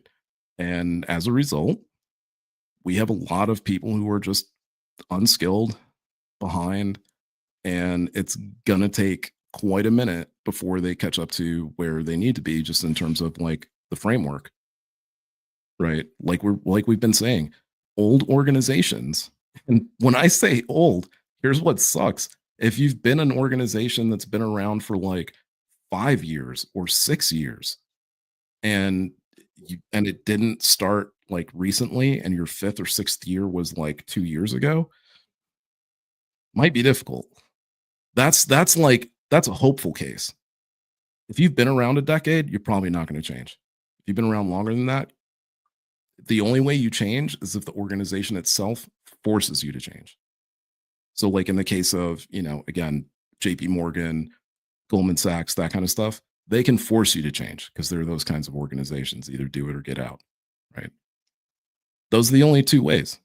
Either you're young enough to actually make the jump, or you're forceful enough and you're, as an org leader. And to be honest with you, probably not the worst way to go if you want to keep your business going. Really not the worst way to go to actually make it part of practice at this point. You make people jump through hoops for the certifications, but you won't make them go get some type of Gen AI certification. I got to say, like, as much as I hate them, I think that's actually what I'm going to start doing and what I'm going to start suggesting, because at least then you get your feet wet, right? And it sucks because I know that there are plenty of people out there. I'm super happy to know that like I think like 8 out of 10 people that I had to train on my team already like they already knew they were good. They weren't, whatever, but they were good. Like didn't have to start with basics. Um, that's kind of the level you got to be at. At least pass basics. At least have used like a couple tools, played around a little bit. Again, done some critical thinking, dig into it a little bit more. But that's it's a matter of, again, as an organization, changing your mindset, which is difficult because you have to change your mindset from one of metrics based to one of value of the outcome. Right? It's not even a matter of like number of outcomes. It's just the value of them. Because what differences it make? It's how it is. What differences it make if it's like 100 shitty sales? If you could have made two really valuable ones that not only paid more upfront, but again, were long-standing customers that paid over time. You are supposed to be a partner. What's a partner? A partner's not a short-term thing. My wife is my partner. My wife that I will spend the rest of my life with is my partner. That's what a partner is to me. So it's weird to me for you guys out there that like you have these like 6 month engagements, 8 month engagements, 1 year engagements. I would never look at it in such a way. I would always look at it from the framework of I'm always here when you need me. And you know what? Not even at a high cost, at a very minimal cost, almost like renting a storage locker. Just put me on a really, really low cost retainer where it's worth, whatever, twice what that retainer is. You can ask me, a bunch of questions or something like that. Right. Because that just holds that touch. Right. And when we're on a call and Gemini picked up because you said your birthday's coming up or your kid's birthday's coming up or whatever, I'm gonna put that on my calendar so I can send you that personal message. Right. I could build that relationship. We can keep it long. We can keep it a long standing relationship with each other, a more personalized relationship as opposed to, yeah, we finished the project. High five. Awesome. All right. Well, it was great. See ya. Man, we had great margins on that. Right. Oh, It we didn't killed take us it. as long as we thought. Got all these hours left. Hmm. Like, and that's exactly it. Like, I'm sorry that like value first is just so easy to work in here. Like it sounds like I'm constantly trying to promote, No, but but it that's what we've is, been saying. Like, is right? that what is so very difficult about this transition? It's the craziest thing I've ever seen. It's that making the changes are super easy. All of the changes we're talking about are super easy, but that's why they're so hard. And I Right. wish I could explain it any better than leading the horse to water, but just can't make him drink. Well, that's where like they're easy, but they're complex because there's humans involved, and we have built this system based on an age we're no longer in, right? Mhm. And that's why I was so excited, like in this last talk, when uh, Mark Roberge, like I was sitting in the second row with Nico, like we moved up, Amazing guy. right? Uh, and he says, I don't think we're putting enough weight on how to redefine our organizations in an AI first way. Everybody's talking about AI first. And I wanted to yell out, like, thank you. Like, what are we doing here? Like, first of all, could we have picked the worst phrase to like introduce to humans that are already having trouble changing? And then, like AI first, right? Uh, we probably couldn't have chosen a worse one, honestly. No. Um, but like again, the technology is not the part that's in the way here, right? And when I started digging into it for value first, it's the way we focus on leads instead of human beings, advertising instead of, you know, making valuable content that is not interruptive and actually adds value to somebody's day, right? the partner conversation that you mentioned, are you in it? Like, are we finding mutual value to create? Are we just trying to extract value wherever we can? The Mhm. whole framework is built from this concept of like, because no matter what terms we're using, AI first. I saw an inbound talk yesterday that's called process first. And it's like, can we just stop? Like, because the outcomes are always value. Like, we got to create value. We all know that part. Right. Yet we put everything possible in the way of that, It's right? you know what? I don't think that's what it is. We we're currently measuring value by metrics. We're saying that again, like from a partner's perspective, oh, we closed that account and we have XYZ number of hours left over, maximum value. No, no, that isn't. That's maximum dollars. Trust me, the client is on the other end and I'm telling you, you think they're dumb or something. Their finance team is looking at it and they're looking at it themselves. And one of the biggest things that I learned doing doing food service, I don't remember. I do. I remember like all of my awesome customers. I remember every single one. There were only 4 of them. I remember all of them that didn't like my food. All of them. And they never came back. And it killed me. And I don't know how many other people, one of the rules I heard was that, it's very difficult, extremely difficult to get feedback when it comes to food service. Not many people do it. They're afraid of confrontation or whatever. And the way in which you measure it is by whether or not people come back. And that really should be the same case for partners. If you're not getting a lot of referrals from other people who have worked with you already, and you're not getting people who you've worked with that are coming back to you, so you're not getting a lot of like renewals, then I'm not so sure you're doing well as a partner. I'm not trying to talk shit.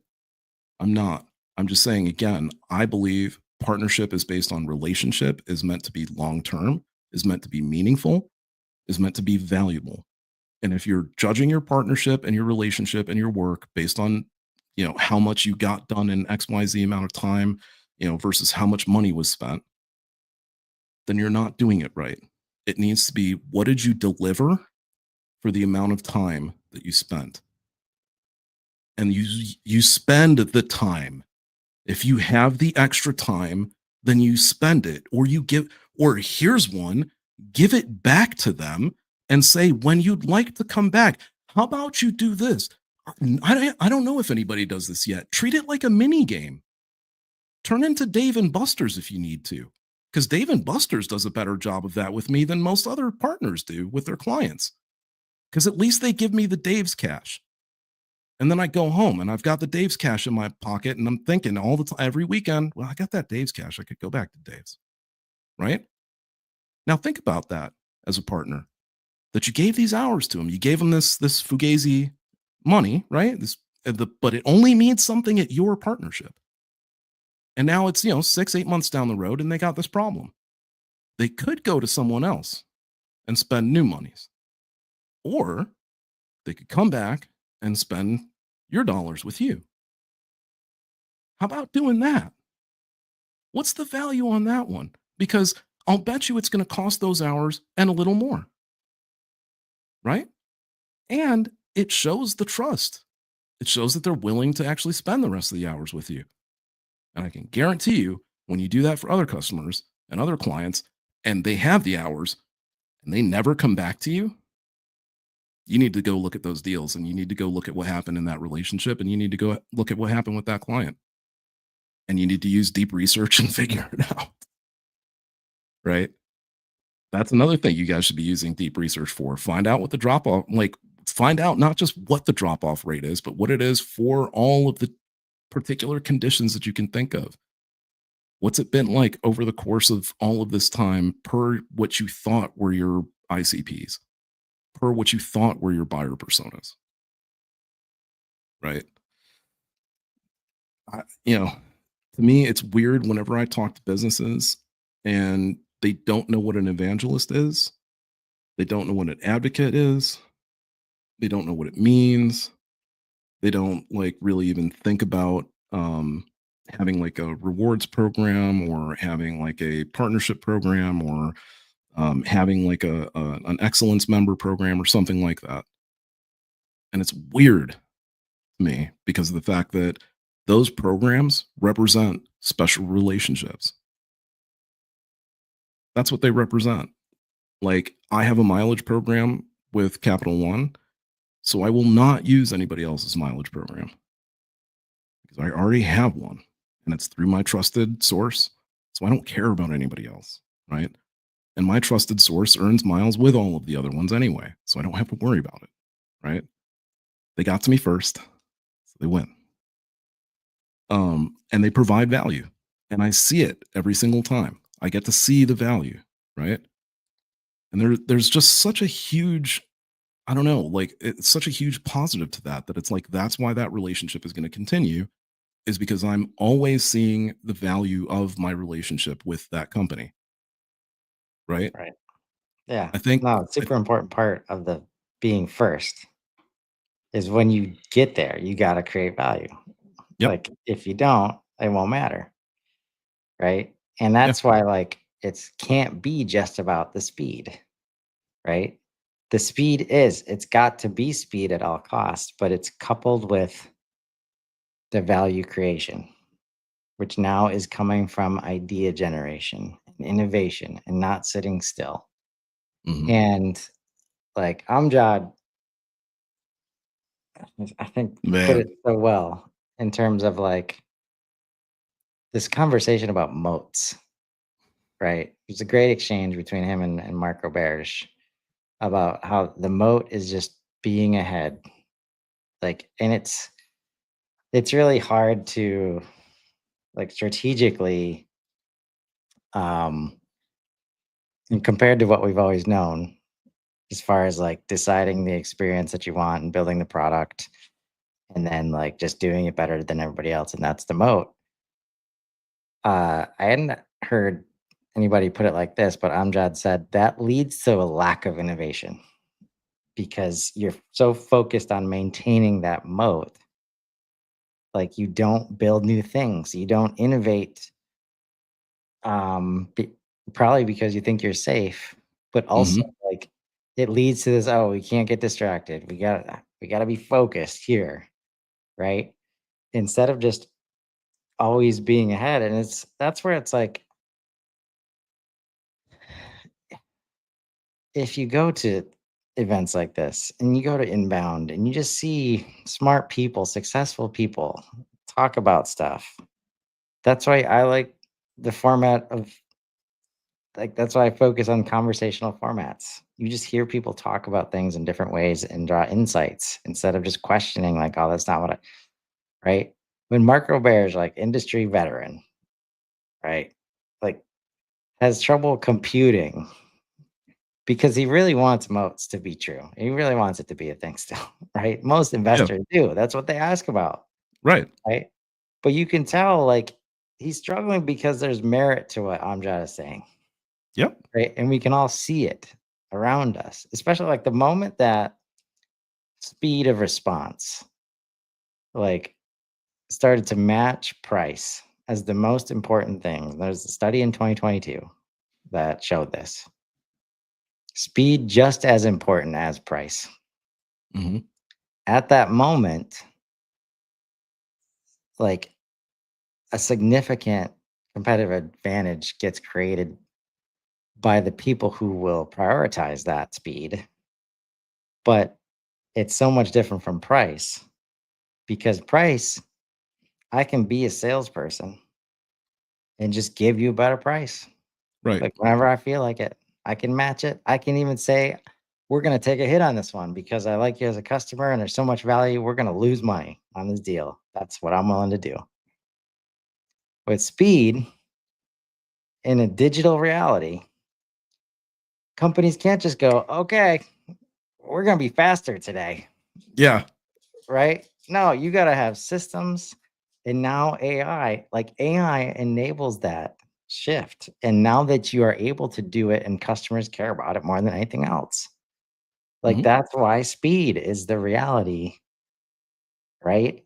That's why we show up every damn day, like doing this stuff. Cause like, even though it's uncomfortable and I get hits all the time thinking I'm crazy for prioritizing this, we got to get good at moving at the pace of reality.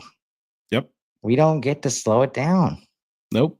And as human beings, the only way we'll be able to keep up is with AI, right? And oh man, it was a it was a powerful day. It really was. It really was. Um, the takeaways were amazing, and to your point, one of the questions I was very, very, very, very lucky to grab just a couple minutes with Amjad at the end, and the question that I asked him that I was kind of I had actually put up as a question to be asked initially, so I really wanted to know the answer to this was, in a world where he essentially owns the magic wand to zero cost development, how does he see the landscape changing, and whether or not it actually like takes away from the current major corporations and software, and does it really like democratize things? And his view is like absolutely yes, right? And when I other people have been asking me about like, okay, well, what does that look like then? Because there's Google, because there's Microsoft, because there's Intel and Amazon stuff. They're all just big whales, and they've been big whales for a long, long, long time, and they've enjoyed their monies for a long, long, long time. Okay, well, enough's enough, right? They service every market, right? But they don't service every market well, and they don't service every market excellently, even though they'd love to say that they do, and they'd love to make the claim that they do. The only reason they make those claims is because they're the biggest one in that sector, in that section, the sector, industry, whatever it is, right? Windows is practically, if it's not Windows, it's Apple, right? Installed on practically every device around the world. So, of course, you could say that you're like well suited for everything because there's no option, but there's soon to be. Huawei just released its own for the first time in like forever. China has its own OS now. Like it doesn't have to rely on Microsoft anymore. And it's a really nice OS. And that's just going to keep happening.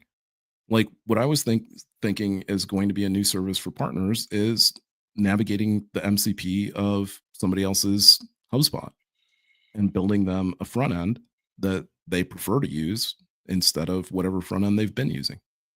Right. So creating this, so in terms of like CRMs, they're going to just whatever in number, right? It's just going to become like 700 different types of CRMs or like whatever, 7,000 different types of CRMs because they're all going to be specialized for a particular type of business. So the competition only grows. It doesn't get smaller.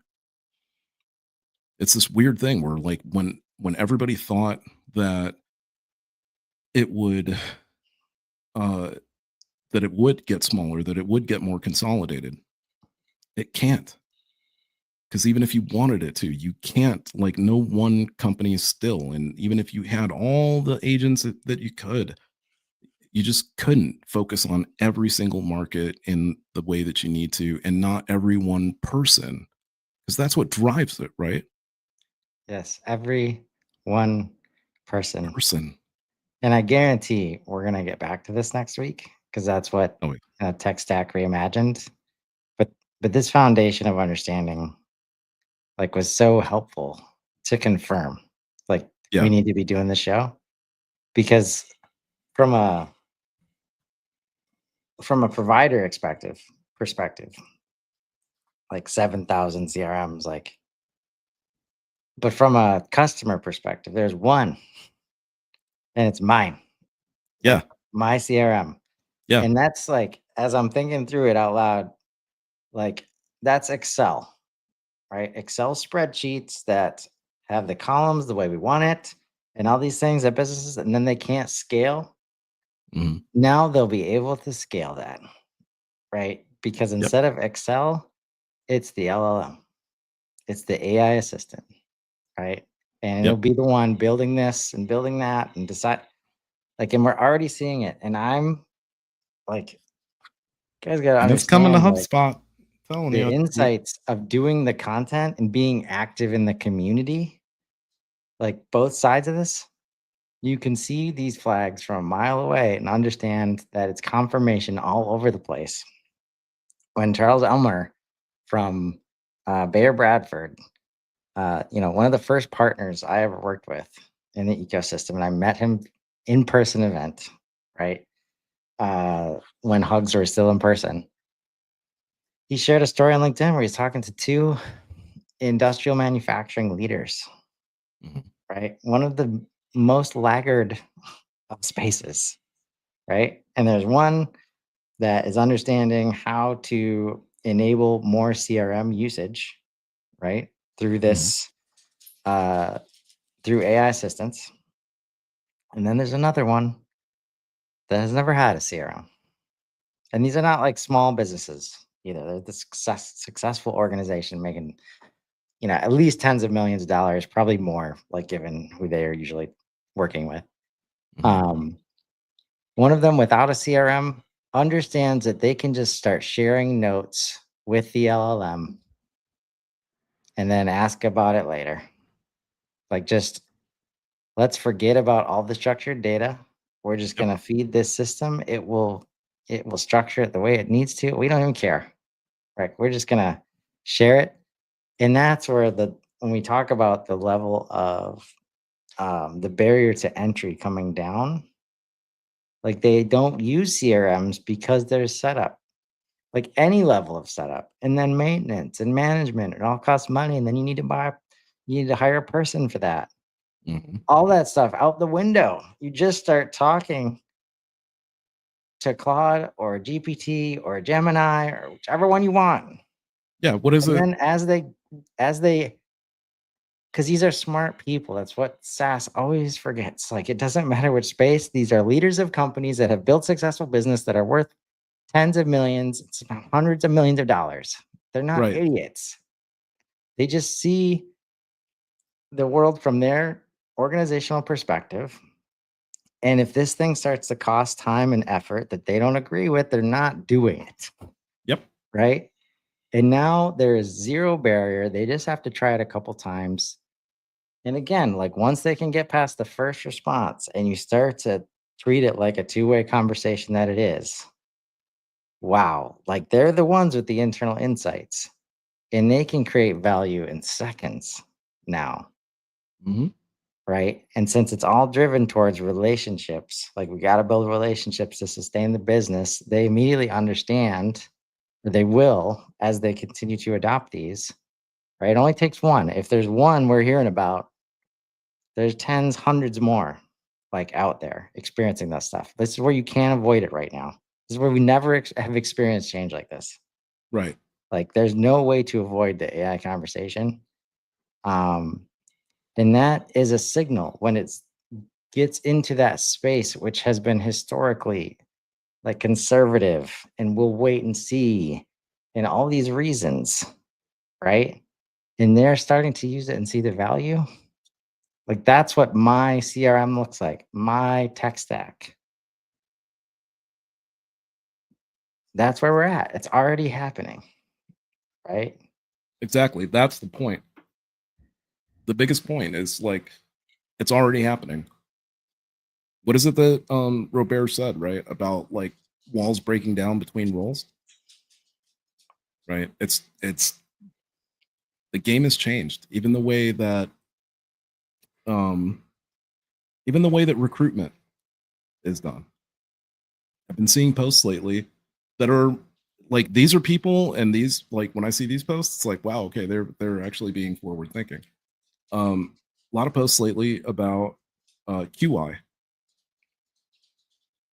right? Or EI as opposed to anything, right? So qualitative intelligence and emotional intelligence, right? So when you're getting hired, how well do you work with other people? How inspired are you by the idea of collaboration? How much in general do you love what it is that you're actually after in the position? In other words, are you faking it till you make it? or do you actually give a shit? That's what's being established now. And it's okay if you don't give a shit. That's kind of like the thing, right? Is intelligence is no longer a barrier to entry. This is the game that we're talking about now. Okay. So imagine two things, right? And you don't have to imagine them because they are happening.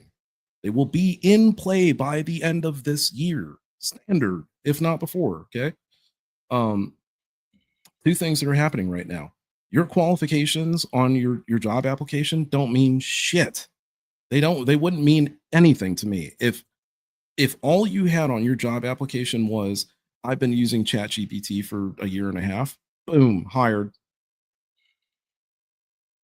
That's, I mean, especially if it is if it's a white collar role, hired in an instant, because I know that you know how to solve the problem.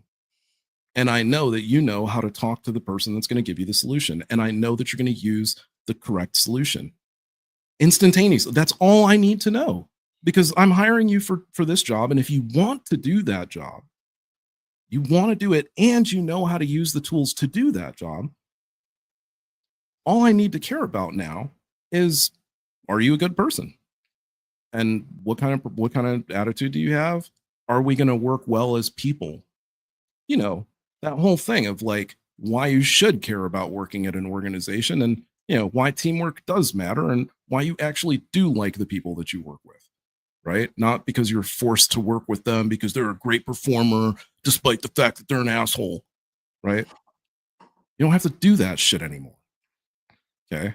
If you're a great performer but you're an asshole, I'm sure that there's a great performing asshole organization out there that's looking for you, right?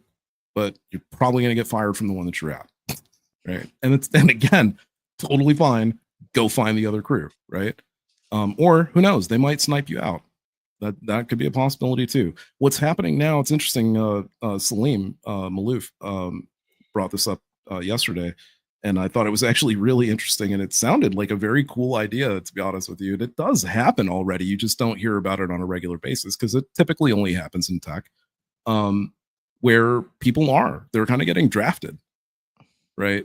Like these companies are like paying millions and millions of dollars to get these people. Like Zucks is talking about setting aside like $50 billion just to put together this dream team of AI scientists, right?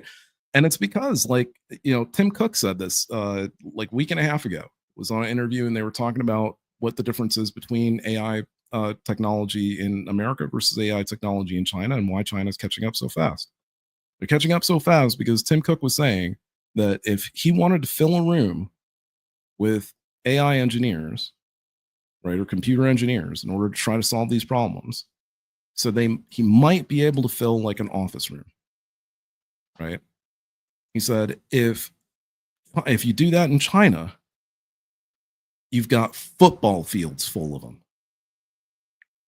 It's just a numbers game. And we don't have enough qualified people here. Even if it doesn't matter, we just don't have enough, right? It's 100 and whatever. It's like 170 million working Americans. Who knows what the percentage is out of that are computer engineers versus however many of those there are in 1 point whatever billion people in China, right? And most of them are computer engineers. Yeah. Right? Like most of them have very high technical jobs. So that's that's one of the things. It's like that's where jobs are changing. It's becoming a lot more technical, but it's also becoming a lot more about like you being able to do more than just what you normally do in the org, being more than one person. That knowledge barrier being broken down means that like now it's just a matter of doing what you love and not having to go spend years trying to learn how to necessarily. It's like if you love doing a certain thing, right? Like, obviously if you're going to like be a veterinarian, there's, precursors to that in terms of like actually, physically operating on stuff or whatever the case may be. For now, I'm sure it's going to change later, but the point being that like you shouldn't necessarily have to mire yourself in the nitty gritty of what goes into that. You shouldn't necessarily have to spend 4 years in college studying all sorts of things that have nothing to do with biology, right? In order to then go to veterinary school. No, it should be the case that like potentially after your AI high school is done, like school should not even be measured in like chunks like that AI high either. school. Right. Like it should just be a case where like you're of age and you then get your AI teacher. And it's Yeah. just like your assistant, really. Like, so in one of the books that I'm writing that I will end up finishing now, um, it's the case where like you're born with, you know, this chip in your head. And it's like it sort of takes over for being your conscious in a way. And it just becomes your, you know, neural guidance for your life. Right. And it kind of helps you like as you're a kid, it helps you when it comes to studying, it helps, you know, give you advice in the same way that you would with like GPT or whatever, but it's, you know, with you. And, you know, I see that being the evolution of education, that you just have this Socrates with you at all times. You know, when you guys think back about being a kid and all the questions that you had that your parents weren't around for, or not for nothing, they just didn't know because they weren't biologists or they weren't scientists or whatever it is that you were asking about, right? Or even worse, they hallucinated some shit just to get you to go away. Oh man. I told you, you know, two truths and a lie. Um, Yeah. And on that note, like as we wrap, listening to a podcast yesterday, Moonshots, mm, and like there's an interesting debate about the state of AI and like where we are on the abundance spectrum, right?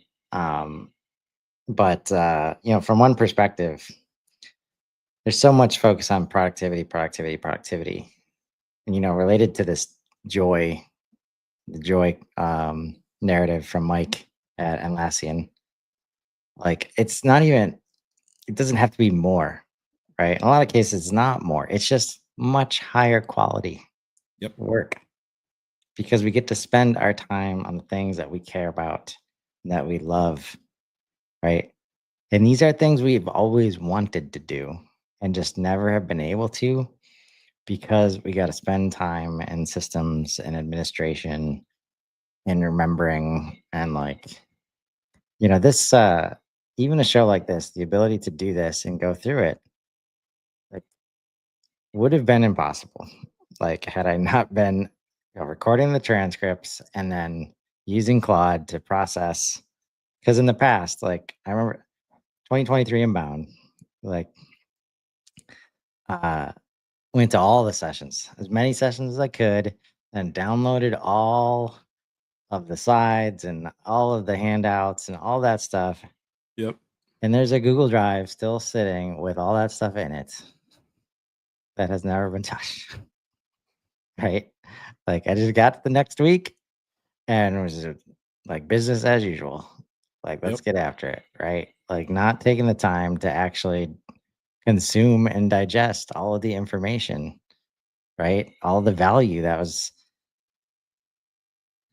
provided, right? Just goes by the wayside, right? And it's not that way anymore. It's not even, it doesn't have to be. Like, it isn't.